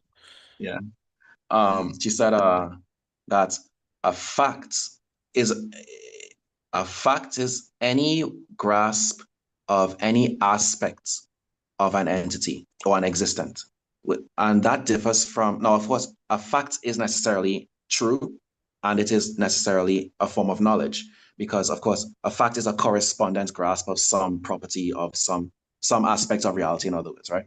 I don't think Um, I'm doubtful of that. If you, I would like to see a quote of that, but I don't think she would say a fact is a grasp of something. I think that's what knowledge is. What you grasp is a fact, but the fact itself is not a grasp. sure. I may be putting a bit of my frame on that, so I just sort of want to give a caveat there. The part of it that I'm pretty certain that I remember correctly is that she said that a fact is, some aspect of an existence. Now, whether she said it's the grasp of, or whether she was also using it in a metaphysical ontological sense, I can't remember. But I tend to use her definition of it being one of the aspects of some existence, and I also tend to use that in an epistemological sense. And I tend to be very careful about delineating if I'm, so for example, you talked earlier about, ways to talk about the difference between epistemological grasp versus what the way things are out there. You talked about the sun going on, the earth going around the sun or whatever. So I would say that, I wouldn't say, if I'm trying to speak strictly ontologically, I would just say that, you know, I wouldn't say it is a fact that the earth revolves around the sun. I would say rather the earth does revolve around the sun. Or some, I would just, if you want to talk about, instead of talking about facts, I would talk about phenomena and the way they behave or their properties, that kind of thing. Even though the word phenomena also brings up phenomenology, which is also not, it's also sort of internal. There's also that problem, but put that aside. Um, and so I guess my point there was just to say, well, so I would distinguish truth. Truth is a status of an idea in your mind. If the idea corresponds to reality, I would say the status of that idea is that it's true. I would say that any true idea is a fact, but more specifically, facts differ from the general status of truth, um, in that facts denote specific aspects of phenomena, as opposed to truth, which is a more broad umbrella status for any particular fact. And then I would say knowledge seems to me to be correspondent. It seems to be basically synonymous with facts, as far as I can tell. This is how I think about it anyway, and it's neither here nor there. That was just my response to what you said. It wasn't me. I'm not putting forward a position in sort of to argue it. I'm just sort of giving my position. You said, in your view, knowledge is synonymous with facts? Correct. Yeah. Okay. Okay. Yeah, I think that's different than Rand's view. I'm sure that's different than Rand's view. Mhm. Um, I was just looking up her view of truth, which is different than both knowledge and facts. Well, we'll see if it's different. I just want to read this one line. It says, "Truth is the recognition of reality. Reason, man's only means of knowledge, is his only standard of truth." So just going by that first part, truth is the recognition of reality. Well, that means that it's not a purely mind independence phenomenon. If it's a recognition, well, recognizing is something a mind does. So that would mean there has to be some mind component. So I agree. truth is not mind independent according to this understanding of truth, which I was a little hazy on a few minutes ago. I said I wasn't quite sure how it related to facts versus knowledge, whether it was somewhere in between. But maybe now I'm wondering what exactly is the difference between truth and knowledge. I'm actually not sure. I'm not sure. I I would mean, have to think about that. the way I look at it is, knowledge is just any, it is it's the term that we apply. It's the linguistic symbol that we apply to any mental content which corresponds to the object it purports to represent. It has the same sort of meaning as facts. All facts are knowledge, and all items of knowledge are facts. They Okay. kind of So go you both have ways. a epistemological view of facts then. Yeah. It's not mind independence as it is, as I think it is for Rand. Yeah, yeah, yeah, sure. Okay. Um, and on truth, I would say that truth differs from facts and knowledge in the sense that it's just a status. It's what they call this, a valency signifier, right? It's like how we denote the status of the relationship between a particular idea and the object it purports to represent. So if the um it is supposed to designate the status of the relationship between the object and its referent, as opposed to facts or knowledge, they are what we they are the term we apply to any idea which we know, which we already know is true. In a sense, so you could say truth is what we use to what we use to specify whether an idea correspondingly relates to its object. And then after we've established that, we call all ideas which do correspond true. We call those facts or knowledge. And that's how I distinguish them. Okay. I'm getting a little lost here. I'm wondering, like, going back to the motivation um, of being able to engage in debates with people. I don't know if we made any progress relevant to So, that goal, but sorry. I want to keep it tied to tied to that goal. I mean, we don't have to keep talking about this. We could talk about something else or not, but I just want to make sure it's well motivated. So I guess can we go back to that idea about debating and like have we made any progress on how to achieve success in debates, or what's the next step with regard to that? If you want to know how I approach the particular question of the ontological status of moral facts, I can talk about that, or we can go into another topic about, something I would say to Binswanger on his statement that awareness is irreducible. And that's an interesting point that he made. Whichever one is interesting to you. Uh, Say the last one about Binswanger again, please. Yeah, in how we know, he says repeatedly that awareness is irreducible; it cannot be analyzed further. Oh yeah, And he said, right. Yeah, so you want to talk about we can talk about that some. Did you get muted again? No, you didn't get muted. Mhm. Yeah, so let's go to that. So what do you think about Binswanger's view that awareness is not reducible? Yeah, let me see if I have the notes that I have. So I actually have the quotes and stuff. I don't know if I have my notes over here, if they're in the other place that I keep notes, but let me see. I'll probably be more authoritative if I can actually just pull up the notes. Ah, yeah, I have the notes. Lovely. All right. Well, when I'll find, but he says repeatedly, and what I think he does is he makes the mistake of analyzing. He tries to analyze consciousness within the framework of analysis that he should be. He analyzes consciousness as if it's an entity, and then he draws conclusions from an entity analysis. When consciousness is not an entity, it's a process. And so, the sort of the main I doubt thrust of he what he says that. Do you have a quote that supports that he views consciousness as an entity? I think he would explicitly deny that. Yes, he would explicitly deny that, but the conclusion he draws with respect to awareness being irreducible depends on his way of thinking and his way of analyzing it, and he analyzes it as if it is an entity. That's what I'm saying. I'm not saying he would explicitly say that consciousness is an entity. He would not. Okay. But he applies terminology and analysis, which you would only apply to entities, to consciousness. But my position, I'll just quickly state it and then I'll find some quotes for you. My position on the whole thing is that consciousness can in fact be reduced to sub-functions, to subroutines, right? If you think of consciousness as, let's say, a program, uh, I know some people get very uncomfortable when you start talking about consciousness in this way, but let's use the analogy for the time being. You analyze consciousness as a program. Well, you can break programs down into subroutines, right? Subroutines and sub-functions and so on. And so you can indeed, in fact, we know for a fact you can analyze subconsciousness. You can analyze consciousness into at least three subroutines: input, processing, and output.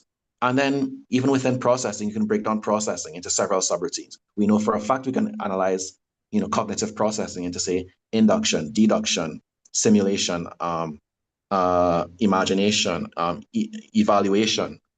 Mm, it just seems, and the only way you could have come to the conclusion you did is, and well, maybe from here, I've stated my position, and from here, I'll just try and find some quotes that will illuminate, the Yeah, so here's one quote. Um, da, da, da, da. Yeah, so I'll try to find a place to paste it so you can read it as a whole unit, and I'll also read, but I'm first going to find a paste bin I can put it in so you can see it for yourself. Uh, By the way, anyone else out there listening, feel free to keep chatting, raising new topics, or if you want to call in, you can also call in. I don't have any rule against only one caller can be in the queue at a time. So feel free to engage yourselves as well. Just looking cool. back at the chat here to see if there's anything new. So I put the paste bin there. Um, if you click on that, you'll see the one of the quotes from Binswanger. So here he says, so he's beginning his analysis by saying, consider by contrast some phenomena that are reducible. So he's starting his analysis by talking about entities. He's saying we can reduce a whole entity to its parts. So he begins his analysis by talking about the parts of an entity. That's fine, sort of. Then he says a box consists of its 6 sides. First of all, that's not a part analysis, this is an aspect analysis. Aspects are not the same thing as parts, but let's put that aside. The reduction is possible because the physical whole is the sum of its parts. You're not supposed to refer to aspects as parts, but let's put that aside. We can reduce a physical object to the materials out of which it is made. Materials are not the same thing as parts. You're not supposed to do that. Put that aside. The box is made of wood and nails. Okay, this is a better statement. If you want to consider, the nails to be different parts from the material, which is the wood, sure. The reduction is possible because the object is the materials out of which it is made. Sure, that is true, but the object is the materials. That's not the same thing as saying that the materials are different parts that make up the object. You know, the table is wooden. That's not the same thing as saying like the wood is a part of the table, right? The wood is shaped into the form of a table. The table is wooden. It's not, you can't say that you can't take the table and hold the wood in one hand and hold the table in another hand. They're not separate substances and parts in that way. But let's put that aside. So you can see that he's doing an entity analysis here, right? He's talking about the parts, the proper parts of an entity in the mereological sense here. Okay, second paragraph, well, the next paragraph, he goes on and says, consciousness is not a candidate for either of these kinds of reduction. That is true, because consciousness is not an entity. You can't reduce consciousness to proper parts in the way that you can reduce an entity to proper parts. You can reduce consciousness to subroutines because consciousness is a process. So you can reduce it to its steps, subroutines or steps, but you can't reduce consciousness to proper parts. It's not an entity. So of course you wouldn't expect that to work. Then he goes on, he says, the state or action of awareness. So he's aware that consciousness is an action, but he still makes the mistake of analyzing it as if it's an entity. Okay, let's put that aside. The state or action of awareness does not have parts. Of course not. No one expects processes to have parts. Processes have subroutines and steps. They are not expected to have parts. Put that aside. Awareness does have aspects. True, that is correct. For example, your present state of awareness consists of seeing things, hearing things, feeling things. True. So right there, he has begun to reduce consciousness to its subroutines. He has stated at least 3 subroutines, 3 subfunctions within consciousness.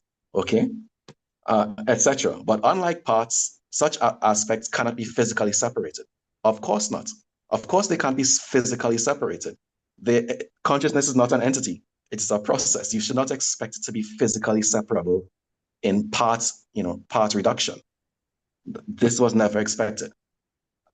So he says, such aspects cannot be physically separated as the box can be taken apart. Nobody expected that to be the case. The seeing, hearing, etc. can be separated only mentally. Correct. By a selective focus or abstraction. Also correct. From the organic whole, that is consciousness. Also correct. But you see how his entity analysis caused him to draw the wrong conclusions with respect to the process of consciousness, right? And he does this repeatedly throughout the book. You know, What page are you reading from? uh, I didn't take notes in it in the form of pages, but that's an exact quote from how we know. You can just look up like highlight a reasonably long portion and then Control F for it in a PDF, and you'll find that it's a I direct don't know quote. if I have the I'm looking in my Kindle library to see if I have his book. You know, No, I don't think I do. Actually, I might have it somewhere else. Let me check one other place. I think I might have it in a PDF. I'm going to put another quote in chat, and you'll see him making the same mistake again, applying entity analysis to a process. Uh, Oh, we know. I guess I could also just Google it and maybe I could at least see the one page you're reading from. yeah, Uh, that might be quicker. You said you put a quote in chat. Let me, it's a page for me. Just look, I'm putting them in chat. You can in look the up Zoom chat directly. or the YouTube chat? YouTube chat, YouTube. I don't see any. Oh, maybe I have to refresh in terms of. No, it's on live chat. I don't see a quote. There should be two links, two paste bin Oh, links. I don't think you can post links. I don't think it lets you do that. All right, I'll put it in chat then. I'll put both of this up. Okay, that's give me a second. I'll have to find a way to transfer. So I'm talking to you on my phone, but I'm doing the quotes on my computer. So give me a second to Okay. transfer them. Yeah. All right.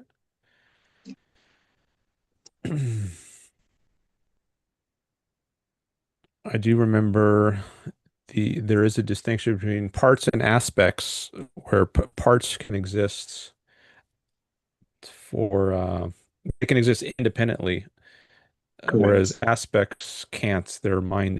They depend on the mind.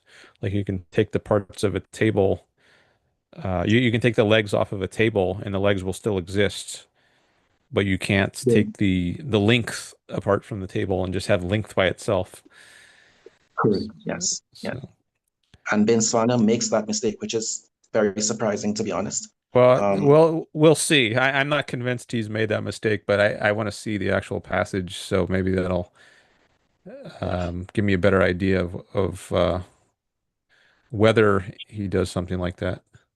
yeah. Binswanger and Peikoff both also make another interesting mistake, which is it seems unimportant, but it's actually very important. But that's a different discussion. It's a completely different topic. It's pretty consequential and important. Maybe you could also say they say something I disagree with rather than asserting they make a mistake, because or if you do that, I might want to object every time you say that because I'm not convinced they make mistakes. I might think you make mistakes. So I at least want to put that out there for the audience that And, I'm not necessarily agreeing with your assessments, at least not until I see this. oh yeah, yeah. I mean, obviously, I don't speak for you, right? I speak for myself. Yeah, Yes. Yeah. I'm just you could I I'm just put I saying put that the another way you could put it, which is more neutral, is just to say there's a place where Binswanger says something that I don't disagree with, or that I don't agree with. Or you could say I disagree with Binswanger on X instead of saying Binswanger made a mistake. Because it, I mean, I'm not, I get you could say it the latter way, like he made a mistake, but I guess I'm going to be pretty suspicious. He's a very well trained philosopher who's done a lot of, I think, excellent work in objectivism. So maybe it's good to be a little more cautious in the way you present his view and I've just done due course, don't worry. I understand that you think that I may not have done due diligence, which is okay. That's totally fine. But I'll maintain my position. I'm pretty certain I'm correct. But don't worry about it. all I think right. you can look at the chart. I just I've found the posted, I just found the Kindle, so maybe I'll just buy that right now. Maybe that'd yeah. be best. And you can look at So the I chart mean, for the you can. I don't want to press too hard on what I was saying. Like you can express yourself how you want. I just wanted to at least present an option which you might consider, or that people listening might want to consider a different way to put the point, and you can Well, decide for yourself if that's a listen, good way to put it. me saying that it's a mistake is already me speaking softly, right? So, I could have used alternative terminology. Well, yeah, in your view, it's speaking softly. I guess, I mean, you could say um, Binswanger made this horrible garbage move, which only an idiot fool would make. I mean, that would be a much stronger way to. I'm not saying you think that necessarily, but yeah, I know there are much harsher ways you could put it. But even just saying repeatedly, if you only said this once, I might not have even noticed it. But you've said many times, Binswanger makes this mistake, or Peikoff makes this mistake, and when it happens so many times, then I start to it starts to become like a red flag or an orange flag or something. Okay, Um, sure. Uh, all right, I'm gonna buy this right now with one click, and then I should with be able one to click, just do a search, that's a Bezos there, control. the one Yeah, click shopping, bro. That's Bezos. yeah. Okay, so now I just need to open the book. Where did it go? Oh, read now. That's what I need to click next. And you could look in Uh, chat, the Zoom chat. I've put two paste pins for you with the exact quotes I'm talking about.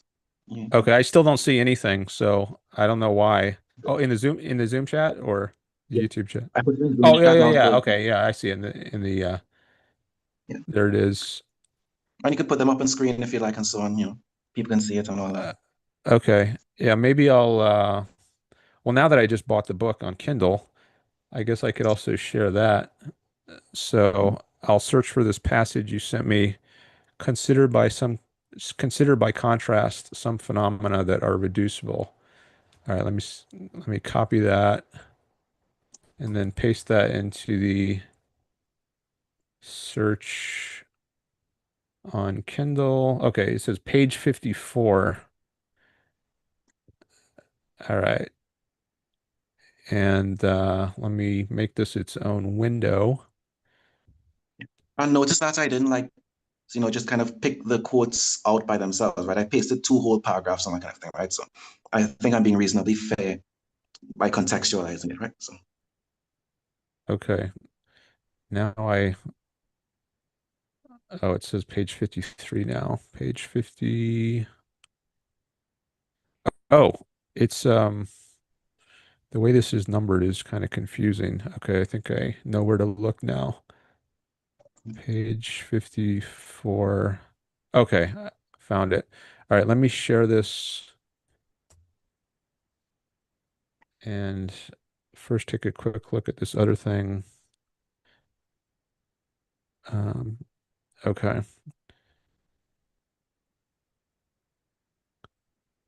back to Kindle, share. Google. Okay, so now you should be able to see on the shared Kindle version, consider by contrast some phenomena that are reducible. And then you read part of this, but I'll just read this again. We can reduce a whole entity to its parts. For example, a box consists of its six sides. Now, when you were reading that, I think you might have already stopped there and said, there's a mistake, but let's set that aside. Did you say that? Because yes, I'm curious what do you think is the mistake in that part right there? so the whole analysis I'm about to perform is to point out that Binswanger is doing um, an analysis of the way that we separate mereologically, we separate entities into proper parts. And then he's going to extrapolate from that and say that because we can't properly apply the mereological analysis of entities into proper parts to processes, therefore, the process of consciousness doesn't have parts, and therefore, the process of consciousness is irreducible. And I'm pointing out that this is an incorrect frame of analysis because he's trying to apply entity reduction to processes. Processes are reduced differently. Okay, And so I but began, so right? you're okay, but before we get to that, let's just talk about this sentence by itself. I don't know, does that show up on? Yeah, you see what I'm looking at? You see the Kindle version on your screen? Absolutely. Absolutely. So the Okay, reason, so just this sentence by itself, setting aside consciousness, do you have any problem with this sentence? yeah, the problem with this, well, you mean the sentence taken in isolation, just read on its own? Yeah. No, there's nothing wrong with that sentence on its own without Uh, the context of what he's going to do with it. No, these are totally, these are, well, Okay. there's a problem with the second one where he says a box consists of its six sides. There's a problem with that because sides are not parts, they are aspects. But All right. Hold on a second. So you have a problem with this part that I've highlighted. A box yeah, consists of its six sides, and you say the problem you have is say it again. sides are not parts, they are aspects. Why aren't sides parts? You can't take one face of a cube and pull it out in one hand and hold it independently of the rest of the cube, right? You can only No, isolate you a can. face of a cube. You can take part of the you can take one of the six sides and hold it in your hand. You can do that. I'm sorry. Let me try to make sure that we're on the same page. When I talk about the side, sorry, the face of a cube, Hmm. what I'm talking about is an aspect of the shape of the cube. And the shape of an object is not some independent phenomenon, which is a quote part that can exist independently of the object. Oh, so Um, you're construing the word sides to means aspects? correct. I don't think that's Um, what he means. I okay. think he means an actual physical like square of wood or cardboard or whatever. But what do we mean by sides when we're talking about a box? We mean the faces, right? I don't think that's what he means. I think like imagine you have six pieces of cardboard. There's six squares of cardboard, and then you tape them together so that they form a box. Each of those six pieces, I think, is what he means by a side in this context. Okay. If that's if that is how you're interpreting it, then that interpretative frame makes it fine. But if you're interpreting it as a face of the shape, then that will be an aspect. But if you are taking it to be the call it like the literal the panels Yeah. of the box, then that is a part. Yes. Mhm, that's Okay. fine. If you take it to be a panel, yes. Okay. All right. So I guess we can go on now to the next sentence. That reduction is possible because a physical whole is the sum of its parts. Um, did you have any problem with that? That sentence on its own is fine. Okay. Or we can reduce a physical object to the materials out of which it is made. For example, the box is made of wood and nails. Okay. Any problem with that? Yes, the material out of which something is formed is not a part of that thing. It is, call it, it's the substance of the thing, and substance and form are coextensive. You can't Okay. separate substance from form I think to be again, able to be what's something. I think the same thing is going on here that was going on with the issue of sides. I think here the way materials is being used is stuff like nails and actual pieces of wood. I don't think he's understanding it in the sense that you're understanding it, um, where it's I don't know if it would be called an aspect, but Well, I do think he means it in the sense of actual independent stuff that you could hold in your hand. Like it's like sometimes the word materials is used like that. Like what materials are used to construct a house? Well, you've got these bricks and you've got this bucket of cement and you've got these lumber planks. You could call those materials for building a house. And I think and those are all independently existing things. You could pick them up. I think that's the sense of materials he's using here. So there's a slight difference here.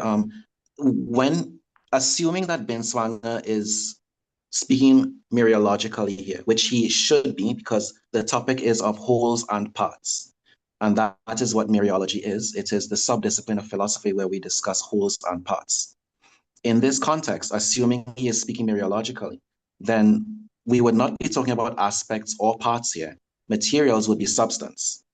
And substance is slightly different from aspect. Substance is that which has aspects or that which can be proper parts of a composite. Well, Substance you're is that. bringing in this term substance, which I don't think he brings in. So that's part of an Aristotelian way of analyzing things, but I think that's a different framework than he's using. So It's not about framework. It's it's not hmm? about framework. The topic we're discussing is mereology, and of Well, course he doesn't we even would use go. this term mereology. So that's another way in which you're might be importing some other framework or lens onto what he's writing. It It's not sounds a like framework. maybe you're bringing all this academic terminology in, which is not really part of his way of looking at things. It's not a framework on academic, topic. Well, it is an academic topic, and it's not. I think I can't remember the third thing you said, but it's like okay, it is. It's like it's just a subtopic within philosophy. And how do I say this? We wouldn't assume that Binswanger is not aware of mereology, or would you assume that? I'm sure he's probably aware of it in some form, but I don't think that's his focus right now. This is not like a chapter about mereology. It's a chapter or a section about the relation of consciousness to physical stuff, which it might have some relation or implications about mereology, but I don't think that means like that's his central focus is to write a treatise here on mereology and use a bunch of terminology which is might be found in academic literature of people writing about mereology. It doesn't have to be his focus. But if you just look up the word, just if you open the same tab you have open there, just open a tab and type the word mereology and see what comes up in Google. It will literally say it is the subtopic within philosophy that studies wholes and their parts and their relationships to wholes. Yeah, That's it. yeah, sure. Sure. Okay. And I'm pointing out that I just assume that Binswanger in the beginning of the book, How We Know, Binswanger states his credentials. He gives his bona fides. He says that he has spent, I can't remember whether it was 40 years or 60 years, but he has spent a long time studying objectivism, which I don't know if he's using that to say, given that he does have academic philosophical credentials, I don't know if he's using that to say that he has narrowly studied objectivism or whether he has studied objectivism and contextualized it to his knowledge of philosophy more broadly. Um, but if we take it in either case, let's assume it's not 60 and it's 40 because I don't remember what the number was. But let's assume that he stated in the beginning of How We Know that he has 40 years of studying objectivism as a philosophy. And then he writes a book which is intended to explain objectivism in a, not necessarily a fully academic sense, but definitely in a rigorous sense. And it's a treatise on a single topic. It's not OPA. OPA ranges across multiple branches of philosophy. He's here discussing one thing, epistemology, and not even all of epistemology. And he writes a section which is strictly mereological analysis. And he conflates material, which is substance, with parthood. And it seems as if you are defending his conflation of something that appears to be something he should not get wrong. Well, you said he Um, conflates material with substance. no, no, material is substance. He is Well, the whole conflating. term substance is, I mean, that's you could write a whole book or volumes on what substance means. And that's So not really a term that is, I don't know if it's used much in the objectivist literature, if it has any technical sense. but I don't think he is writing this chapter like in a way that's trying to relate to the academic use of substance. Um, it feels like you're kind of holding him to some standard which I don't think he should be held to or something. I'm not sure how to put it. Okay, we need terms to use to Yeah. refer to phenomena that we encounter in the real world. And we use terms like material or substance. We use these terms to refer to that which gives presence to phenomena and enables them to assert exclusivity within reality and thereby to assert effects. And Well, we that have no sounds other way like a to pretty think about it. sophisticated, maybe niche definition of substance. Uh, and I mean, I don't know that I want to sign on to that or that that's even coherent. I would have to think about that, but that's a very involved um, explanation of what a substance is. So, I mean, there's one question here is, does he need to use the word substance at all? No, he And doesn't have to. He doesn't have to. The okay, word material in this mereological context, sorry, would you agree that this paragraph is discussing mereology? Whether or not he is doing an intentional deep dive into mereology, would you I mean, agree it's that this, like partly, I mean, a little bit, I guess. okay. And so in this context, it is important to distinguish between parts, aspects, and substance. You would agree with that? I don't know that he has to go into that. Well, wait a minute. Let me write that. Hold on. I got to take some notes here, or I'm going to lose track. Where's my notes file? Parts, aspects, And and substance. substance. Also, let me take a Okay. quick look at the chat. I want to see if there's any new chats. I don't see any new chats that have come in, but I see we got some people listening. So um, Okay. I You would guess agree. You would agree that if he is discussing mereology, which I'm sure he knows that he is, now I understand that he's trying to make it palatable to the objectivist audience, but the two of us here would obviously not think that Binswanger is not aware of mereology. And so I'm sure the two of us would agree that given that Binswanger has at least some passing familiarity with mereology, he would know that in in this paragraph, where he's discussing this topic of parts and wholes, he needs to be particular in distinguishing between parts and aspects at minimum, yeah, correct? You would agree? I think that's fair. But And I think the term entities might be doing the work that instead of using the word substance, I think maybe entities is the more common term in objectivism. That just occurred to me. And I'm not saying that they're necessarily synonyms exactly, but at least they're in the neighborhood of each other. I think the way substance has often been used in the history of philosophy, there's like I know for Aristotle, there's primary substance. He uses the term ousia, primary ousia, and then there's secondary ousia. And I think the primary substances for Aristotle, I think, are what objectivists would typically call entities, meaning like the objects in the world around you, your car, your computer, your toothbrush. These are just entities. So I'm pretty sure he brings in that term entities. But anyways, yeah, I do think there needs to be some kind of distinction between parts and aspects and entities. But I guess entities is doing the work that substance often does in academic literature. But anyways, okay, go ahead. okay. We don't have to insist on his on holding him to rigor with respect to the usage of the term material here. The reason it's not material to the broader point that the broader thing that I would say he was not very he wasn't representing very well, right? This particular subpoint about substance is not very important to what his later statements on consciousness. So I would maintain that he is incorrectly saying he is referring to substance as if it is a part. That is what the wording here does. Now, he maybe Binswanger will reply and say that, well, he was speaking loosely here, which is totally fine.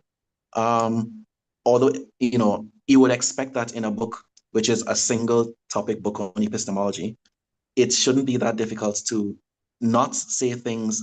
No, I understand he's not writing um, for a broader academic audience, but why would he, write in such a manner as to um, as to make mistakes which are consequential So and do you're it the mistake is that he refers to a substance as though it's a part. Is that what you said, or what is the mistake? with this, yes, correct, with this particular highlighted bit that you've asked me about, yes. Well, so since he doesn't use the term substance, I don't think, are you saying another way to put that would be, but he does use the term entity, I think. He refers to entities as though they are parts, and you think that that's a mistake? I haven't made any statements about entities with Well, I that know. I'm trying with, to put it in terms that with, he does make, that he does use, because he doesn't use the term substance, I don't think. Or if he does, I guess I could do a search on that. in this particular paragraph. He uses the word entity in the first line there at the top. You see it there. He says Let whole. me go back to it just a second. It's right there. We can reduce a whole entity I know to its I part. have like 10 windows open on my screen. I need to find the okay, so um are you looking on the page that I was just reading from? Yeah, I'm, Or I'm looking I'm looking at the page. but you say where's entity? You said he uses the word entity there, or So right on the same page you're reading, you can see yeah. it says we can reduce a whole entity to its parts. Example, a Oh box yeah, yeah, consists. yeah. Okay, right. Yeah, we can So reduce a whole entity to its parts. And you think that's wrong? no, there's nothing wrong with that statement on its own. Okay. Yeah. Um, I remember okay, you so yeah, so what but you said he made a mistake having to do with treating an entity as a part. no, I didn't say that. Okay, what did you say? What was the Um, mistake? no, there's no mistake in that small segment. But I'm commenting on you are you. We don't have to spend time on the material thing, but you did say that you think that he is equating materials with entities, right? You're saying that I am saying that his usage of the word material in this paragraph, where he uses the word material, that is properly, if he was using it properly, he would be using it basically synonymously with substance, if he was using it properly. And so I'm saying that he is, in fact, bringing in the concept of substance. However, it appears that you are trying to defend him by saying that he used entity earlier synonymously with substance. And I'm just pointing out, however, that where he used entity, he was using entities to refer to wholes as opposed to parts. And so, given that, how do I say this? Given that the term entity in this context has been assigned the, the referent of a mereological whole in distinctly from a mereological part. If you wish now to say that he was using entity to refer to substance, that's not quite the case because he was using entity to refer specifically to wholes, composites, which is a different concept from substance. Now, composites You're breaking are up. I can't substances. hear you. Oh, sorry. Composites are substances, but in this particular lens, where we're using the word entity, we're not using it to refer to substances. We are using it to refer specifically to composites. And so it doesn't appear that he is using the word entity to refer specifically to substances. That is the defense you offered, and it doesn't appear to be the way he is using it. Now, that's okay, because the substance distinction is not very important to the broader point or rather the broader misstep that he made. So we don't have to dwell on the word material as he used it there. However, I am pointing out, since you asked me, you highlighted that portion and asked me, what's wrong with this specific portion? I am pointing out that the word material there, assuming he is saying something coherent, it must be referring to substance, in which case he is incorrectly talking about substances as if they are parts. Okay, so one thought is there are different senses of material. That was one point I wanted to make. Uh, and in one sense, like if in the sense that he's using it here, like when he says the materials out of which something is made, out of which the box is made of wooden nails, I think you could say the nails are substances or entities. And the wood, the panels of wood, you could also say those are substances or entities. Also, you could say the box as a whole is an entity, but you could also say when you take the box apart into its six panels, each of the panels is an entity. And I I don't think agree. I don't think there's any contradiction there. I agree. If you are using the word, if he is using the word side to refer to the panels as opposed to the surfaces of the Yeah, faces, yeah. then that is fine. Uh, However, most people reading this paragraph, at least I suspect that most people reading this paragraph will think that he is referring to the faces of a shape as opposed to the panels of a specific box. Panels are different from faces. And I'm sure most people will interpret sides since that is how it is used in common parlance and how it is used in every context where we analyze shapes. I think most people would think that he is talking about the faces, but that's okay. If you are willing to interpret it as panels, that's fine. okay. Yeah, I don't know how most people, I doubt most people would interpret it the way you think they would, but uh I don't necessarily want to argue that point right now. I think I'd rather go on to something else. So let's just let's skip over that debate and maybe the more I don't know where to go next. Maybe something to do with material. Um, Well, the material thing is not germane to the more significant um, misstep that I'm claiming that Binswanger made. So we don't have to dwell on it. okay. So what is the what's like the what do you want to dwell on? What's worth dwelling on? You said it's not central to the misstep you think he makes. So what is central to the misstep you think he makes? So Binswanger claims that consciousness is irreducible, Yeah. right? Okay. Binswanger says that because he says that consciousness cannot be reduced to parts. Yeah. This particular analytical frame is misapplied to consciousness because processes do not have parts. They have steps or subroutines. So the reason why Binswanger came to the conclusion that consciousness has no parts is because he applied entity analysis to the process of consciousness when he should have applied process analysis to the process of consciousness.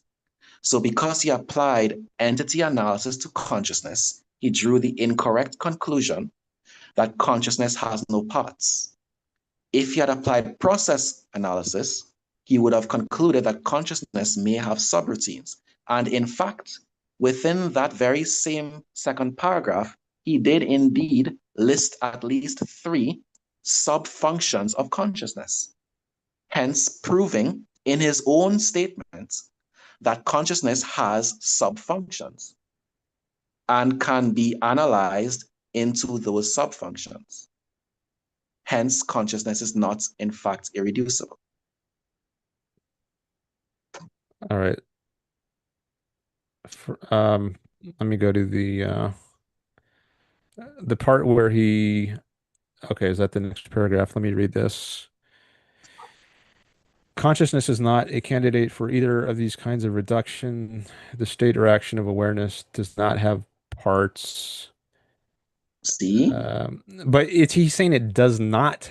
Well, first of all, one point on this is there are different senses of parts. I think there's a sense if you, there's a sense in which you could say there are parts of consciousness, and then just say I'm using parts to refer to these different processes or sub processes. But then you're just using it in a different sense. I don't know that the term part always has this meaning of something that can exist independently. I don't know that people always use it that way. Um, That, that's fine. The but point, anyways, however, let me just make one other point before you go on.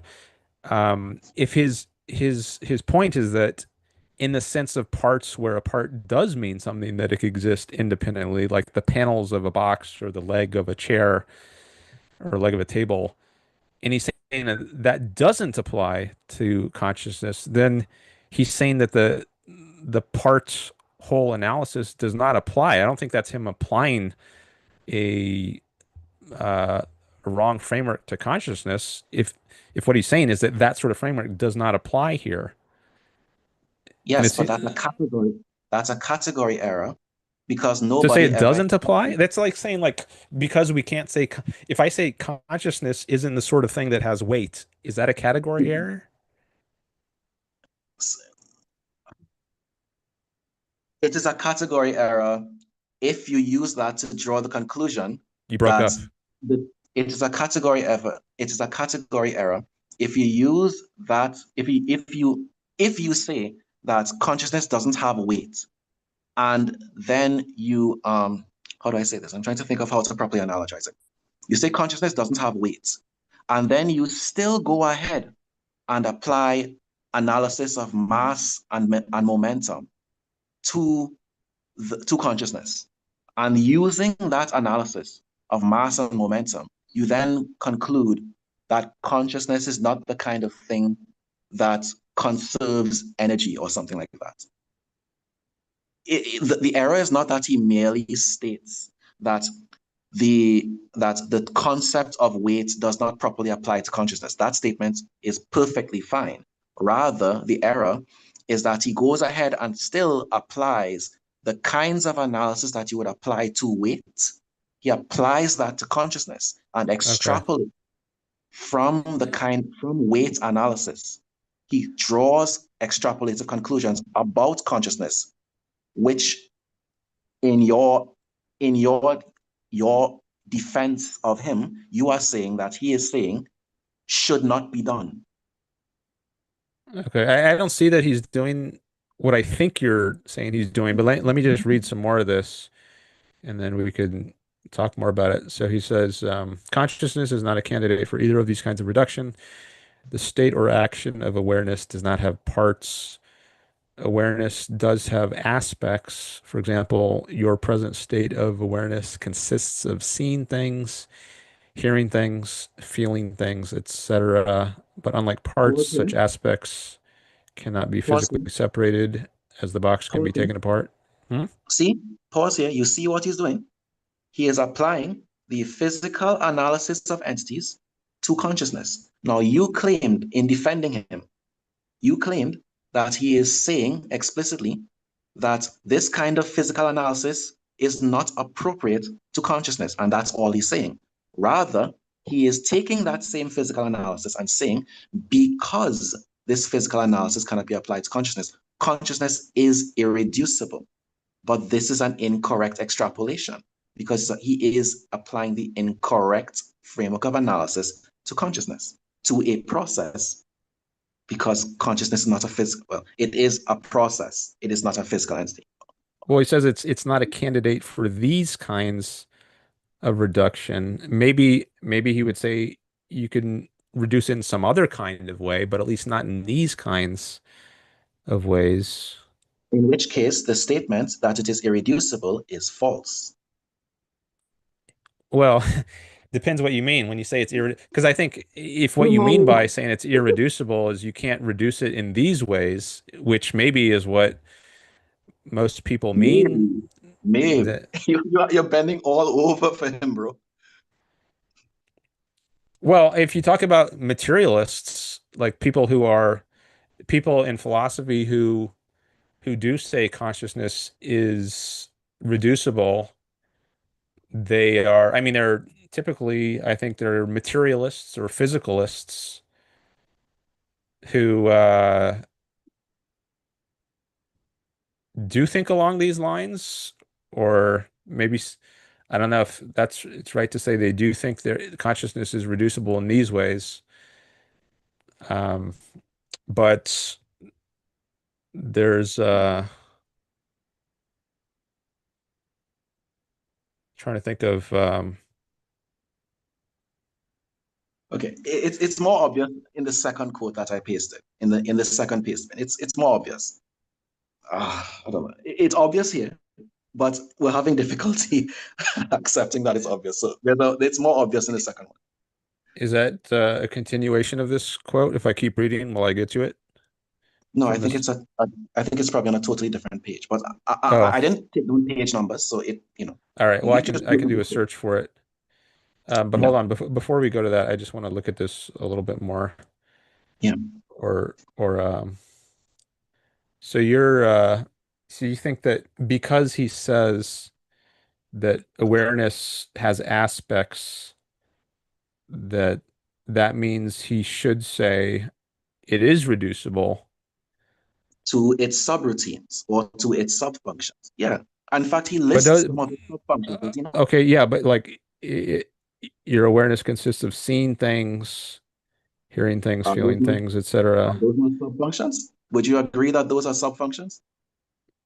Yeah, I guess you could, but I wouldn't, but you, they're not They're not part. I non-conscious. agree. They're not They're not part. they're not non-conscious. I think he might say that the seeing, hearing, etc. can be separated only mentally by a selective focus or abstraction from That the last sentence is organic correct. whole that is consciousness. That last sentence is perfectly correct. There's nothing wrong with that last sentence at all. They can be only abstracted mentally. Yes, that is true. And I want to read a little more here. The state or action of some of awareness is not composed of some stuff, as the box is You see what composed he's of doing wood there? and nails. There are no You see what spiritual he's doing there? components. Hold on. There are no spiritual components that get put together to form the field of awareness, nor can consciousness be analyzed into physical components. I mean, does anybody expect consciousness to be analyzed into physical parts? Did anybody expect that? Um, I don't know. Maybe.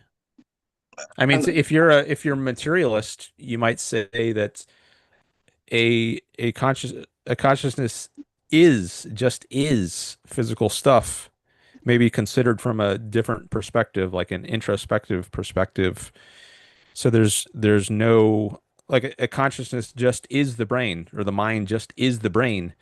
And if the brain is just physical stuff like neurons, then wouldn't someone like that say, well, you could analyze consciousness into physical parts, sorry, namely you're correct. neurons? There are materialists who do say that consciousness is literally a physical entity as opposed to a process. There are, of course, process ontology is a well-established subdiscipline in ontology, and process ontologists would say, some process ontologists would say that consciousness is a process, but no philosopher, well, maybe I shouldn't say that.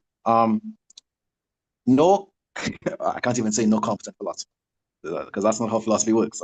I guess, sure, there may be some philosophers, maybe a large number of philosophers, sadly, who would say that you can reduce consciousness to physical parts. And sure, Binswanger may be arguing against those people.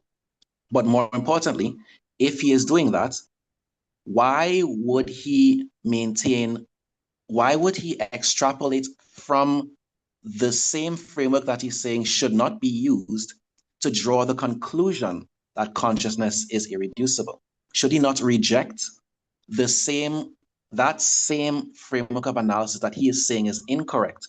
Should he not reject it and point out that you should analyze it from a process ontology point of view, in which case you would draw the conclusion that it is reducible to subfunctions?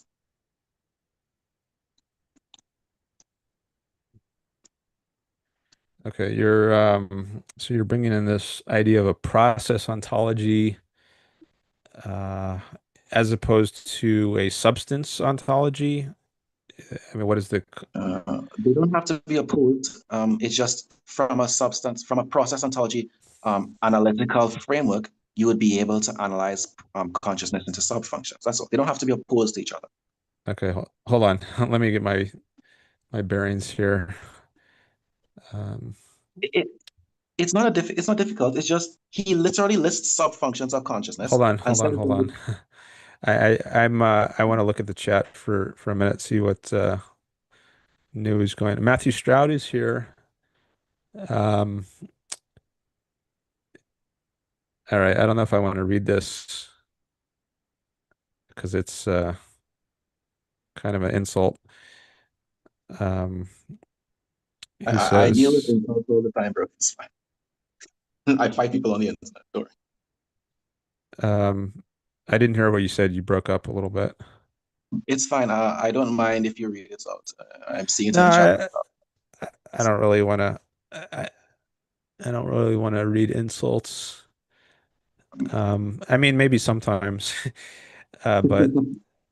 not not this time. Um, and then after that, he says, in context, Harry Binswanger is using parts in reference to processing entities via magnification. Choose an entity, zoom in and find constituent parts, zoom in again and find the constituent parts of those parts. These parts are themselves entities. I think what Binswanger would say is that aspects of consciousness are not in existence on their own without the whole. Yeah, I think that's right. They don't have a Nobody claimed otherwise. they they can't Nobody claimed otherwise. um No so one well would I think claim that. what he's saying here might go back to the earlier discussion of whether something like the sides of a box should be interpreted as just the face, like as something that cannot be existing on its own. Whereas maybe this, what Matthew is saying here, is in line with the idea that um, they can, maybe he would say sides can exist on their own. The way I'm interpreting it, it's a little bit different. It's not exactly a zooming in sort of situation. It's more like just taking something apart. But I guess the zooming in is another kind of way you could get to parts of parts of parts of parts, each of which you could be an entity. Maybe it's a potential entity if it's stuck to something else, but then if it's broken apart, then it becomes an entity.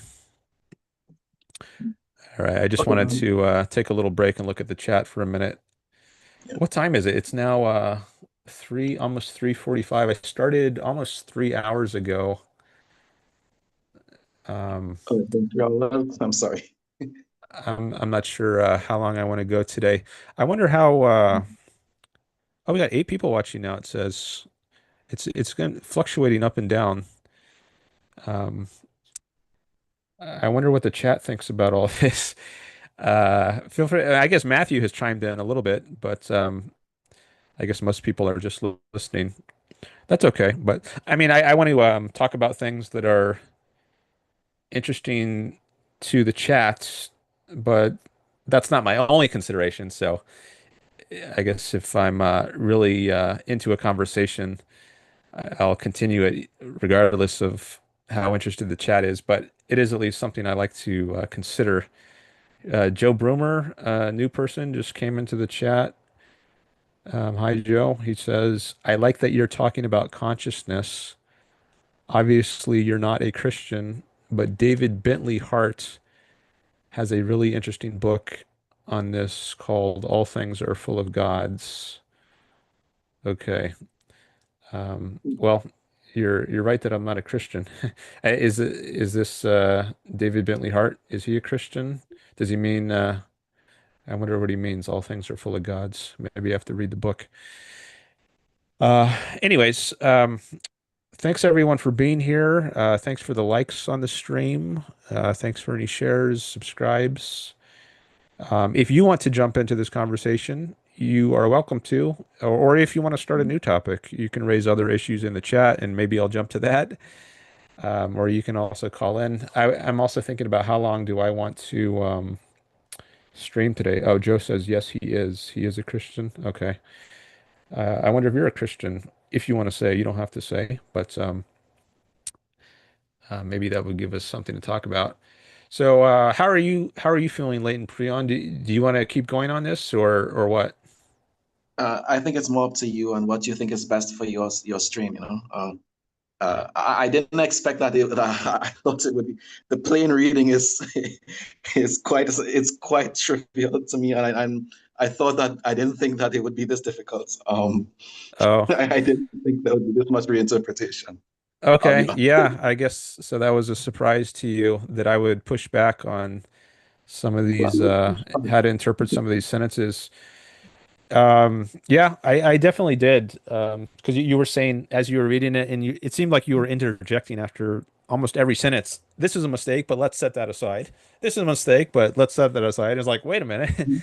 I read this and I didn't have that reaction when I read it. Like I didn't have these. So I wanted to challenge your ideas here, that there's all these mistakes. So if you are interpreting, if you have certain interpretations in mind of some of the words he's using, then I guess I can see how you can think he's making mistake after mistake. But as I hope I've made clear, at least to some extent, I think there's different ways of interpreting some of these words, and I think you're not interpreting the way he intends them, or even the way that I think other people will naturally understand them.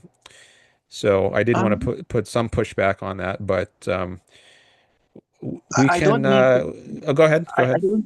don't mean to pin you, but tell me what you think of this. I'm going to state just a general syllogism, and it seems to me it's almost impossible for you to reject this syllogism. So rather, it's almost impossible for you to accept this syllogism as being, sound and valid and sound. So if I said to you that objects have parts, and you can reduce an object to its parts, then I said processes do not have parts.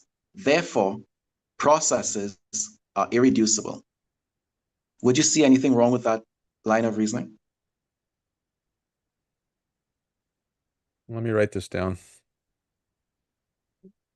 Objects have parts, Therefore, objects are reducible.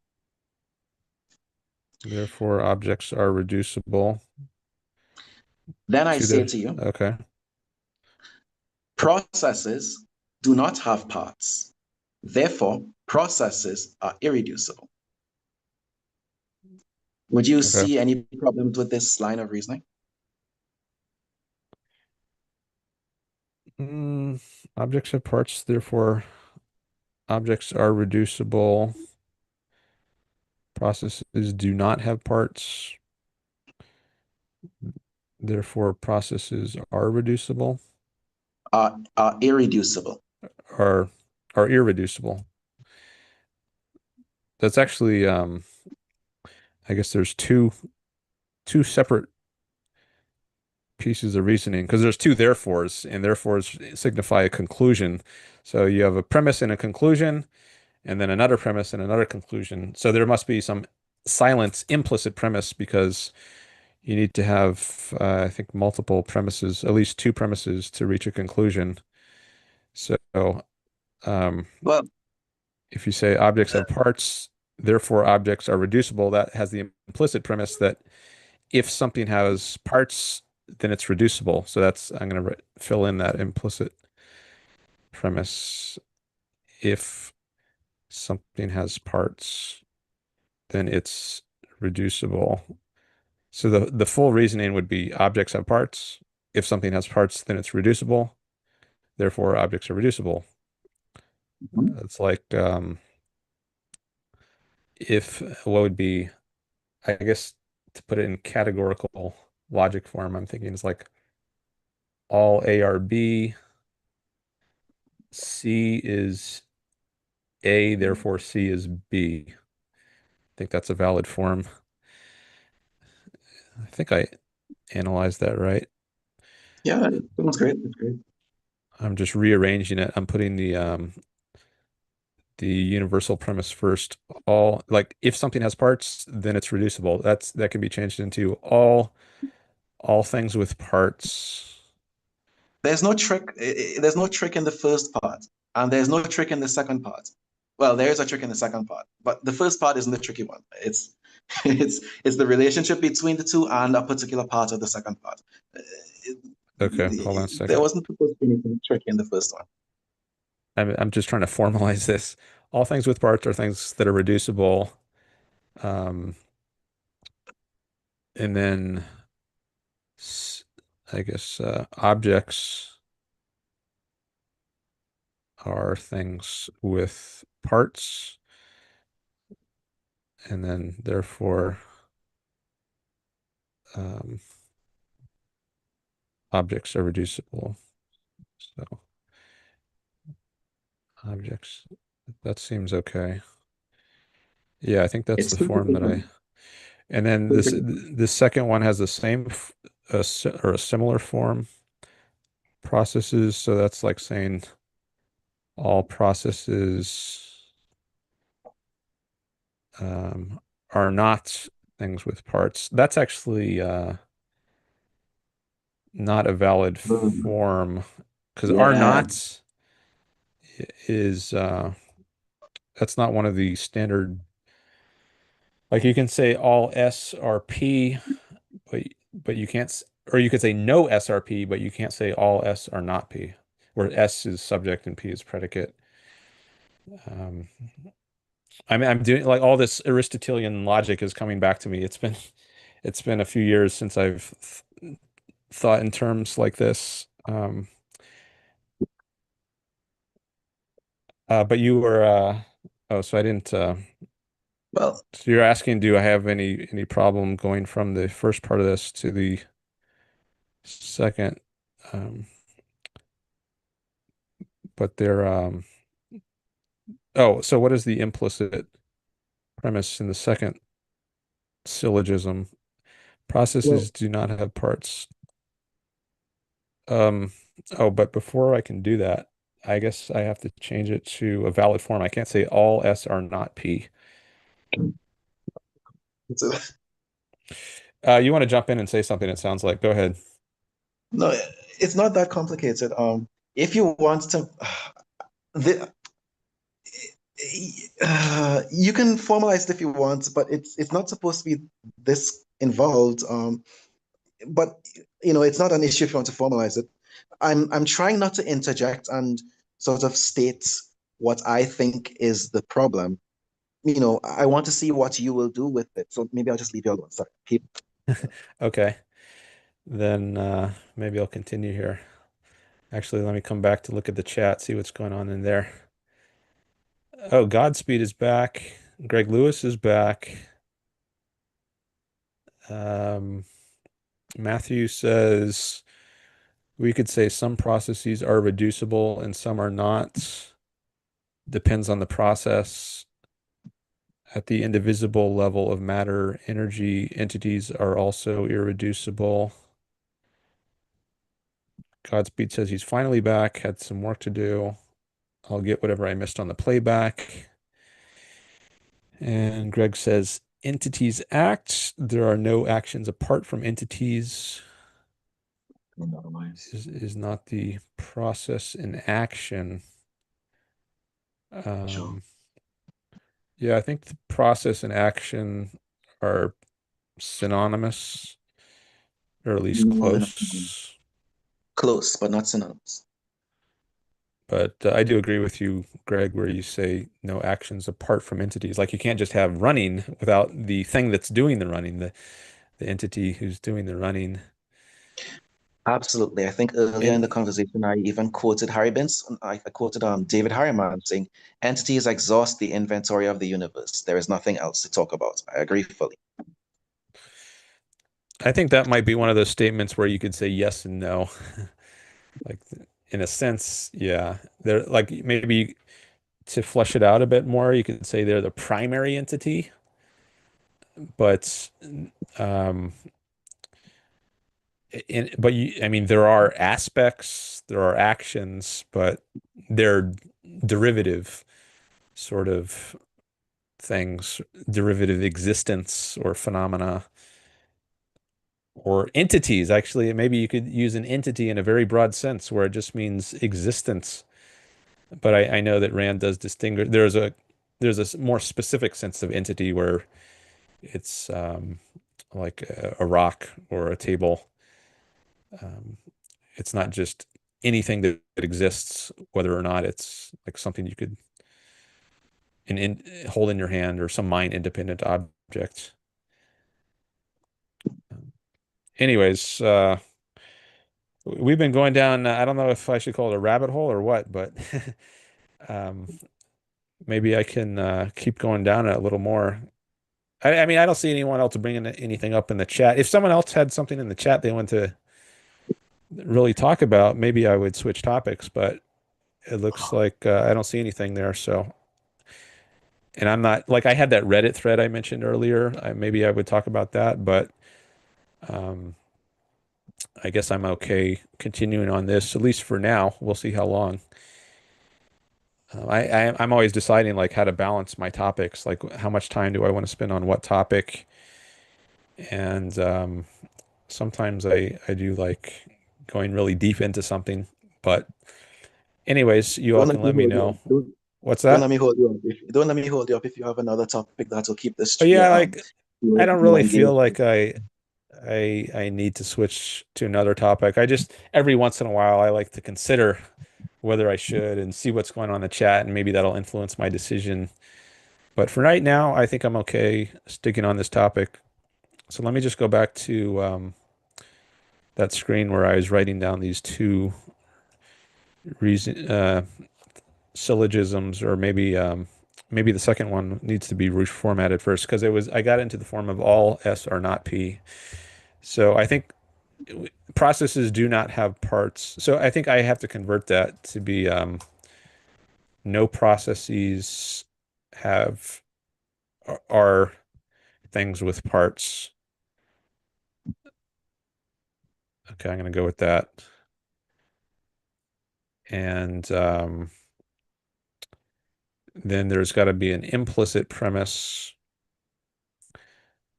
No processes are things with parts. Therefore, processes. Oh, wait a minute. Therefore, Hmm. processes are irreducible. So that implies what? I need a. I guess there's got to be a middle term which connects parts with irreducible. Maybe I should share what I'm typing here so people can. Yeah, I'm going to do that because I think it'll be easier for people to follow. And I'm going to put it in a different file and start a new Google Doc. Open. Uh, wait, that's here we go. New document. Paste. And I'm going to call this discussion with latent prion. Okay, I'm going to have to stop sharing for a second so I can share this new file. Share. Okay, so here's the Google Doc I was just typing in. And I was trying to put it into correct syllogism form. And I think I'll take off these bullets. So there was um, this was the first part. Uh, so the original premises he Latent Prion gave me were objects have parts, therefore objects are reducible. But for it to be a syllogism, it has to have two premises. So I had to identify the implicit premise. Um, like if you to maybe a more familiar example, we can take the Socrates syllogism. Like if you say um, Socrates is a man, therefore Socrates is mortal. Well, that would only be true if being a man makes you immortal. So there would have to be some implicit premise. So if you just say Socrates is a man, therefore Socrates is mortal. People often talk like that. They don't explicitly identify all their premises, but that implies that if you're a man, then you're a mortal. And that's in an If it if-then structure, but you could also put it in a all all men are mortal form, which just logically has the same sort of meaning. That's the implicit premise. just just to Hmm? be clear, I didn't omit premises unintentionally. I omitted them intentionally. Just to be clear, Oh, in case people think this was a mistake or something. It wasn't an error. I intentionally omitted the premises there. okay. Um, so maybe you were saying that Binswanger is omitting premises or implying Yeah, that's that what is he's doing and he shouldn't be omitting premises, or maybe correct. he's But more importantly, or the maybe he premises was you there are implicit premises of his argument that he didn't make explicit. and those omitted or implicit premises are what would reveal the error in his argument. And I suppose Okay. if you continue trying to make those explicit, you will find those implicit premises and see why there's an error. But let's Okay. see how that goes. All right. Um, just by the way, for anyone who doesn't know, Harry Binswanger, he's an objectivist philosopher. So I know I have some new people on the chat, like some people who maybe never heard my stream before, but Ayn Rand had many students. She was a genius philosopher in my view, and one of her students was Harry Binswanger, and he wrote a book some decades after she died. She died in 1982, and I think in 2014 he published a book on epistemology called How We Know. Epistemology on an Objectivist Foundation. That's the subtitle.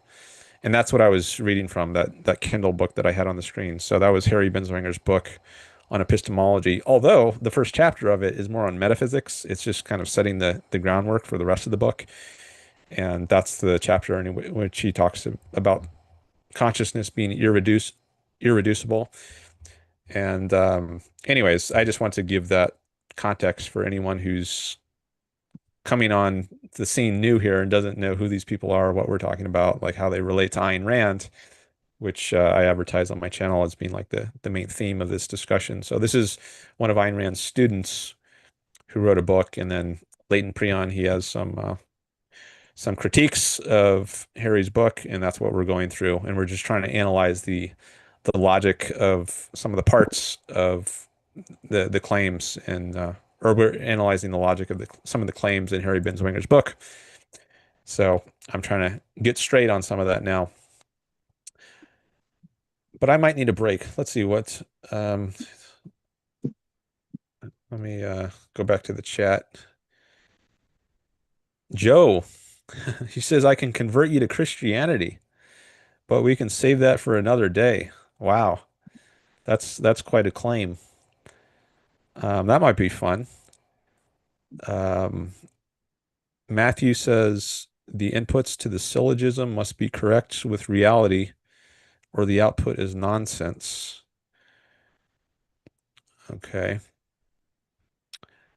Um, I'm wondering if I should take another break now. Joe, I'm curious um, if you want to convert me to Christianity like through a call, or you want to do it through chat, or how would you convert me to Christianity? Oh, you say to be clear, I'm kidding. I'm not actually that confident. Okay, I guess you're a Christian. So here's one thing I can say about Christianity or any religion actually. Any viewpoint based on faith. I'm anti-faith. I'm pro-reason. So I take and I have reason in my title here. So I take faith to be believing things without evidence. So in Christianity, you're supposed to have faith in certain things like the Trinity. Like how do you make sense of the idea that Jesus is the he's God, but he's also a man. He's fully man, but he's also fully God or something, and he's also a Holy Ghost.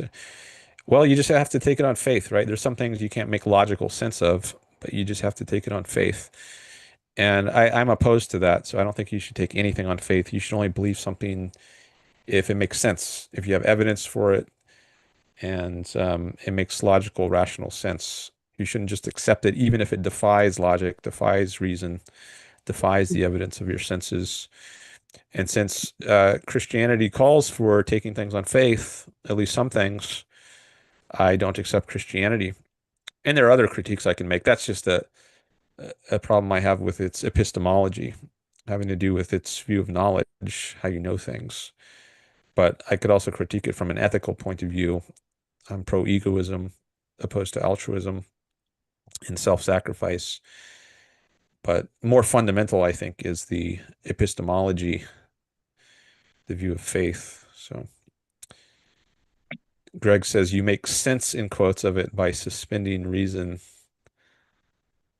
Yeah. Okay. Uh, I see we got some more viewers here.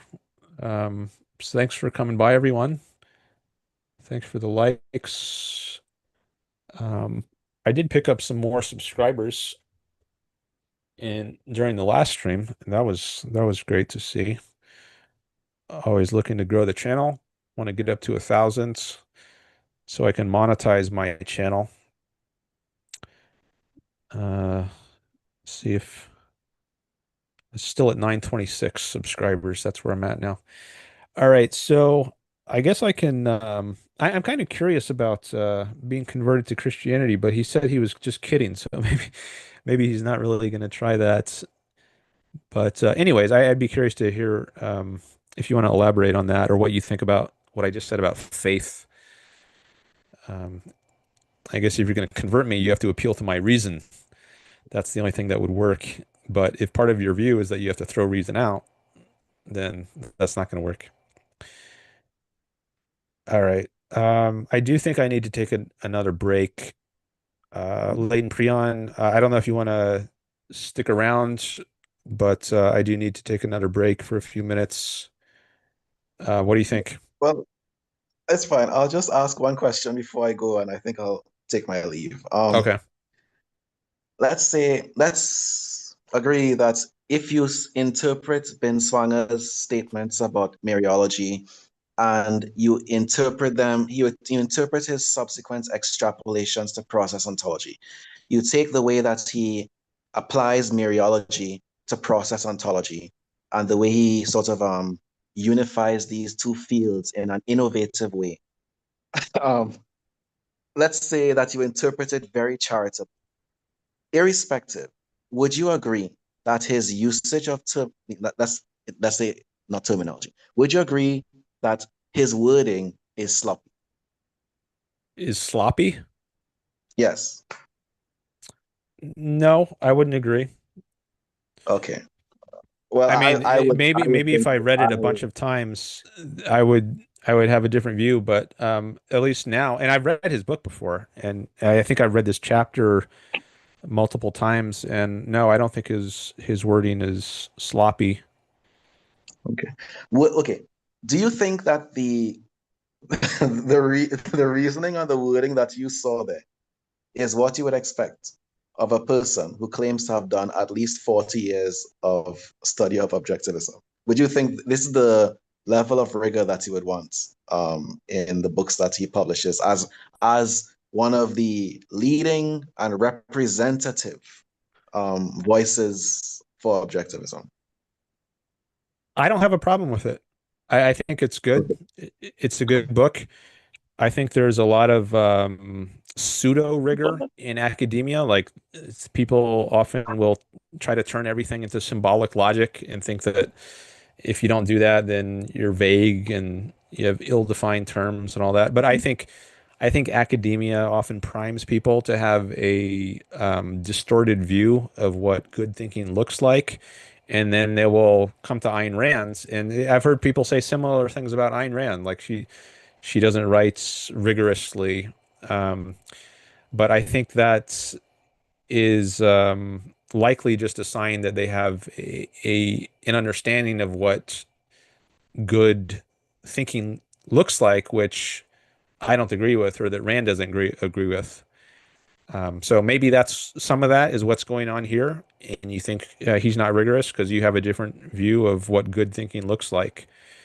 Um, Possibly.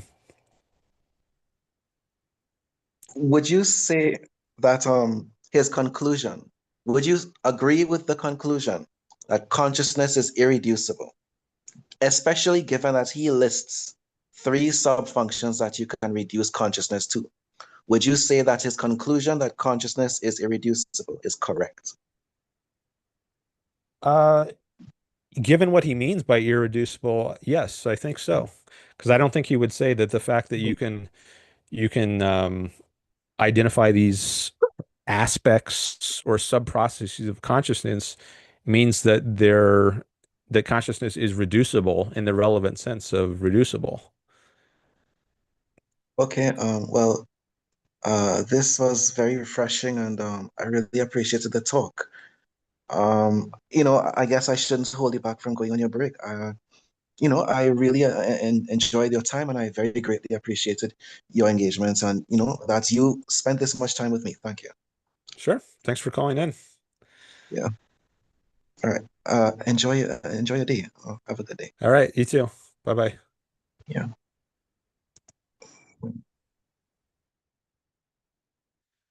All right. Well, that was a long conversation, um, which I like having sometimes, and I'm glad it was civil. It's didn't turn into blood sports, and I like to keep it that way on my channel. So yeah, and I got to take a break. But first, I want to look at the chat.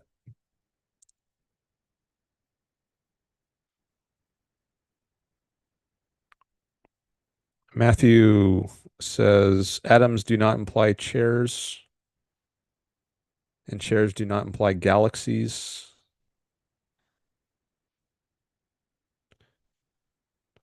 Parts of consciousness, as talked about here, are all implying being part of consciousness.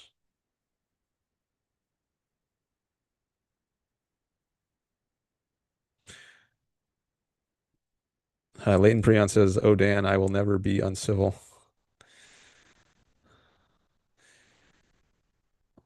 I think there's a place for being uncivil sometimes. Like, what about being uncivil to Nazis? But if you mean to me, okay. Well, hopefully I deserve civility. So if you mean to fill in the implicit premise, I will never be uncivil. If you are civil, then okay. So maybe there's some implicit premise there. Anyways, yeah, I'm glad we could have a civil conversation, even if we disagree on some things. I'm just thinking back to what was the last thing he asked me? Um, do I think, oh yeah, about reducing the fact that you can identify these sub aspects of consciousness doesn't mean that consciousness is reducible. Yeah, I think he would say about those sub aspects like seeing, hearing, that those are themselves consciousness, or they're types of consciousness. Um, but they're still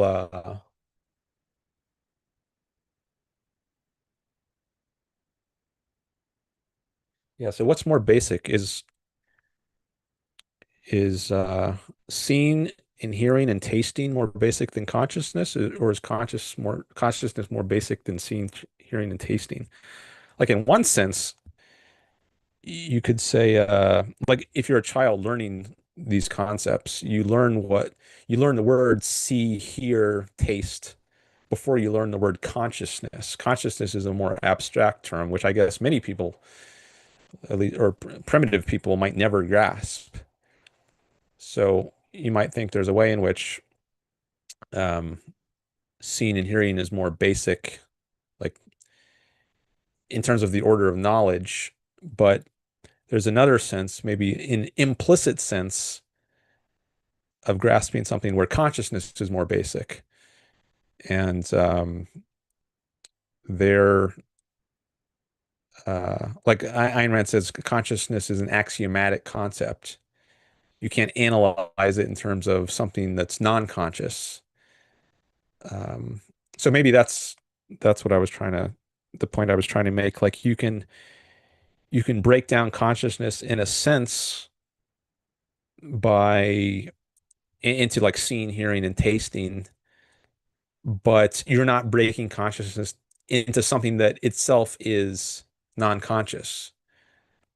Like seeing is a process of consciousness, hearing is a process of consciousness, tasting is a conscious process of consciousness.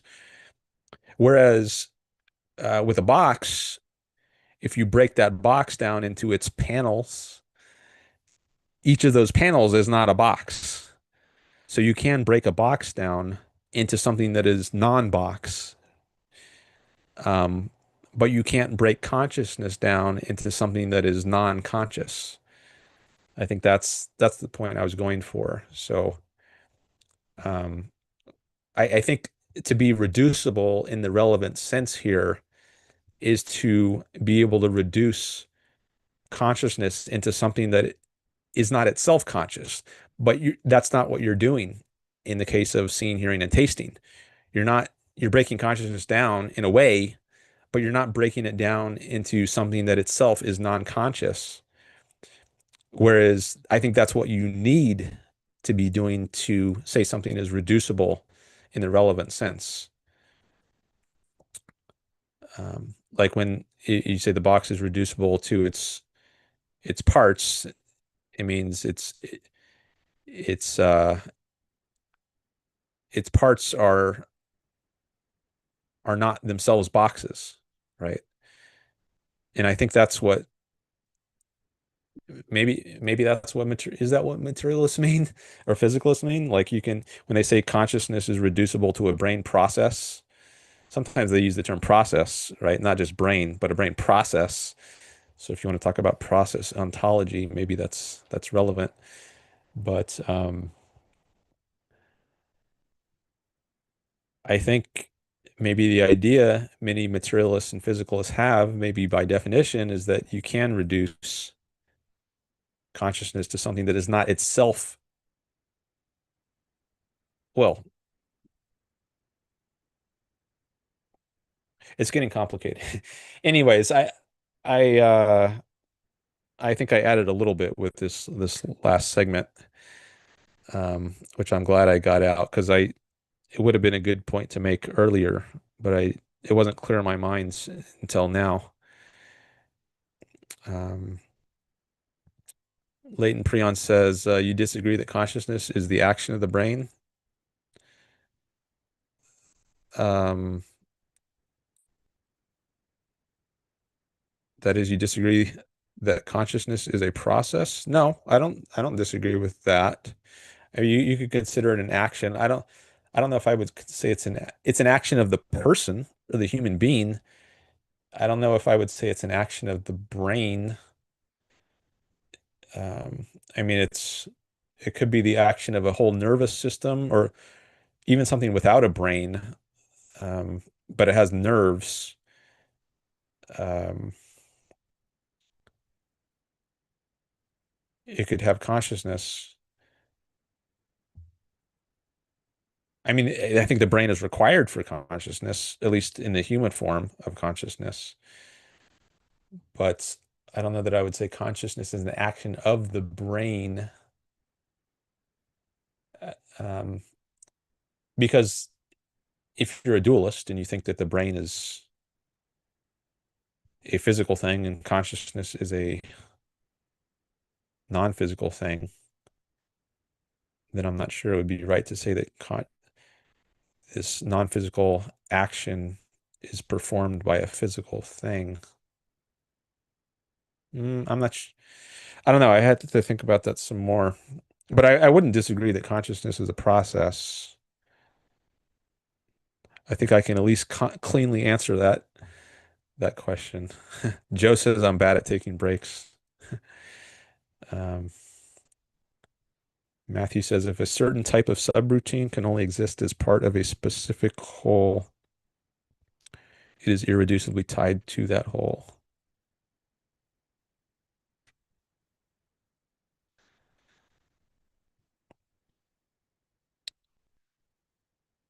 And Greg says Peikoff spoke of explaining consciousness does not invalidate it.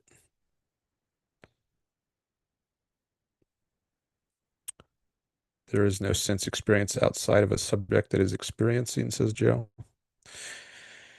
All right, I better take my break.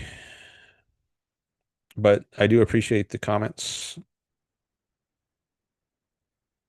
Uh, or should I just end the stream?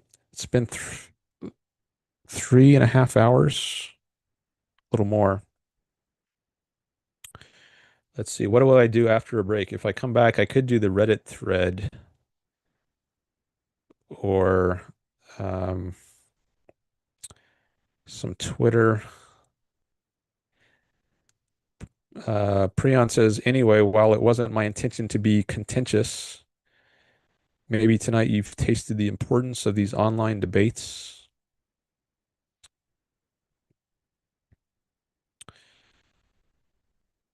Well, I guess the sort of debates we were having are different than the ones you were talking about initially about the moral realism versus anti-realism,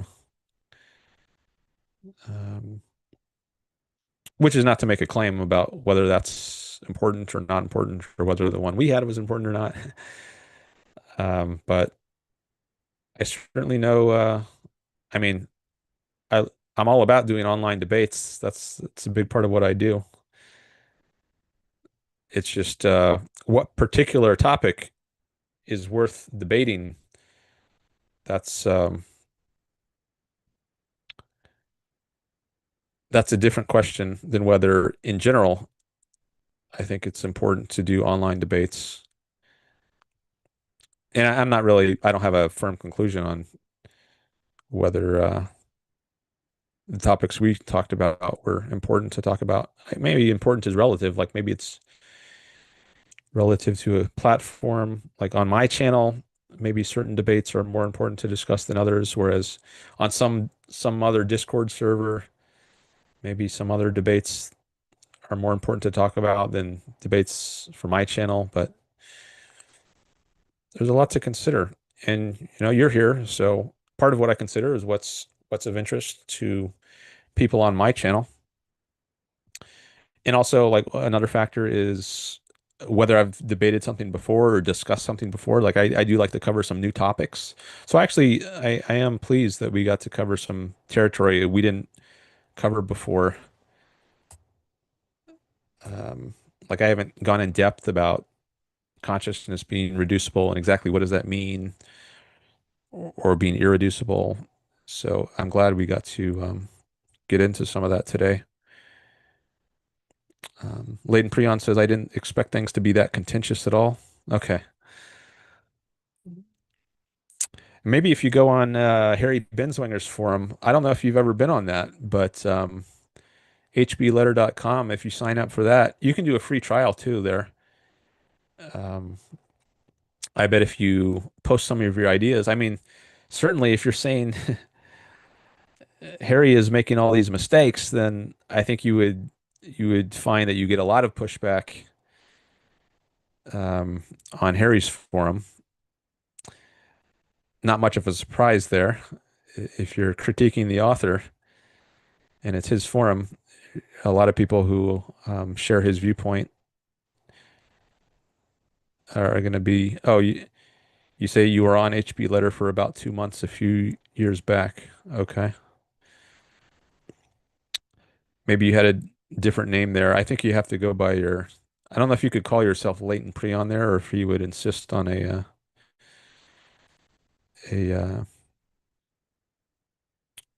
your actual name.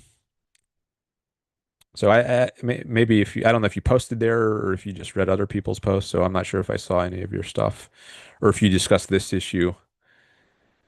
Um, I remember there's someone was posting about, I don't know if it was exactly this topic that we were discussing, but I think it was at least close. Although so I don't know if that was you. Um, you don't have to say if you don't want, but anyways, that's another forum you can check out if you're not, for anyone. I'm not just talking to Latent Prion, but it's another objectivist forum. It's behind a paywall though, but it's, I don't know what it is, like $20 a month or something, roughly.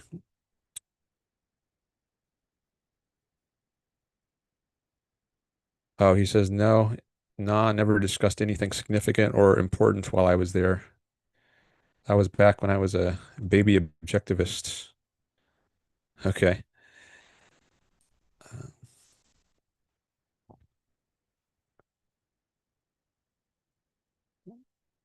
Wondering if I should do the Reddit thread a different day.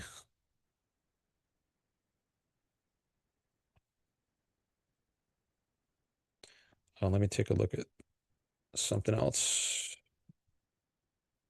Uh, mm, I could take a poll also. I could poll the chat. Should I keep going or not? One thought I had was I might do a stream like every 3 days. Like I used to have regular days. I would do Wednesday and Saturday, but then I wanted to change it up and try different days and times. I think every 3 days might be a good interval for me because then there's a certain balance I like to have between doing research, reading things on my own time, and then engaging in activism like on social media or doing YouTube shows. I think maybe once every 3 days it's not too much. It's also not too little. Um, we'll see. Maybe that'll change over time. But anyways, if I stop streaming now and I do another one in 3 days, then that would be what? Friday, Saturday, Sunday. Then I would stream again on Sunday. So maybe I'll do my next stream on Sunday.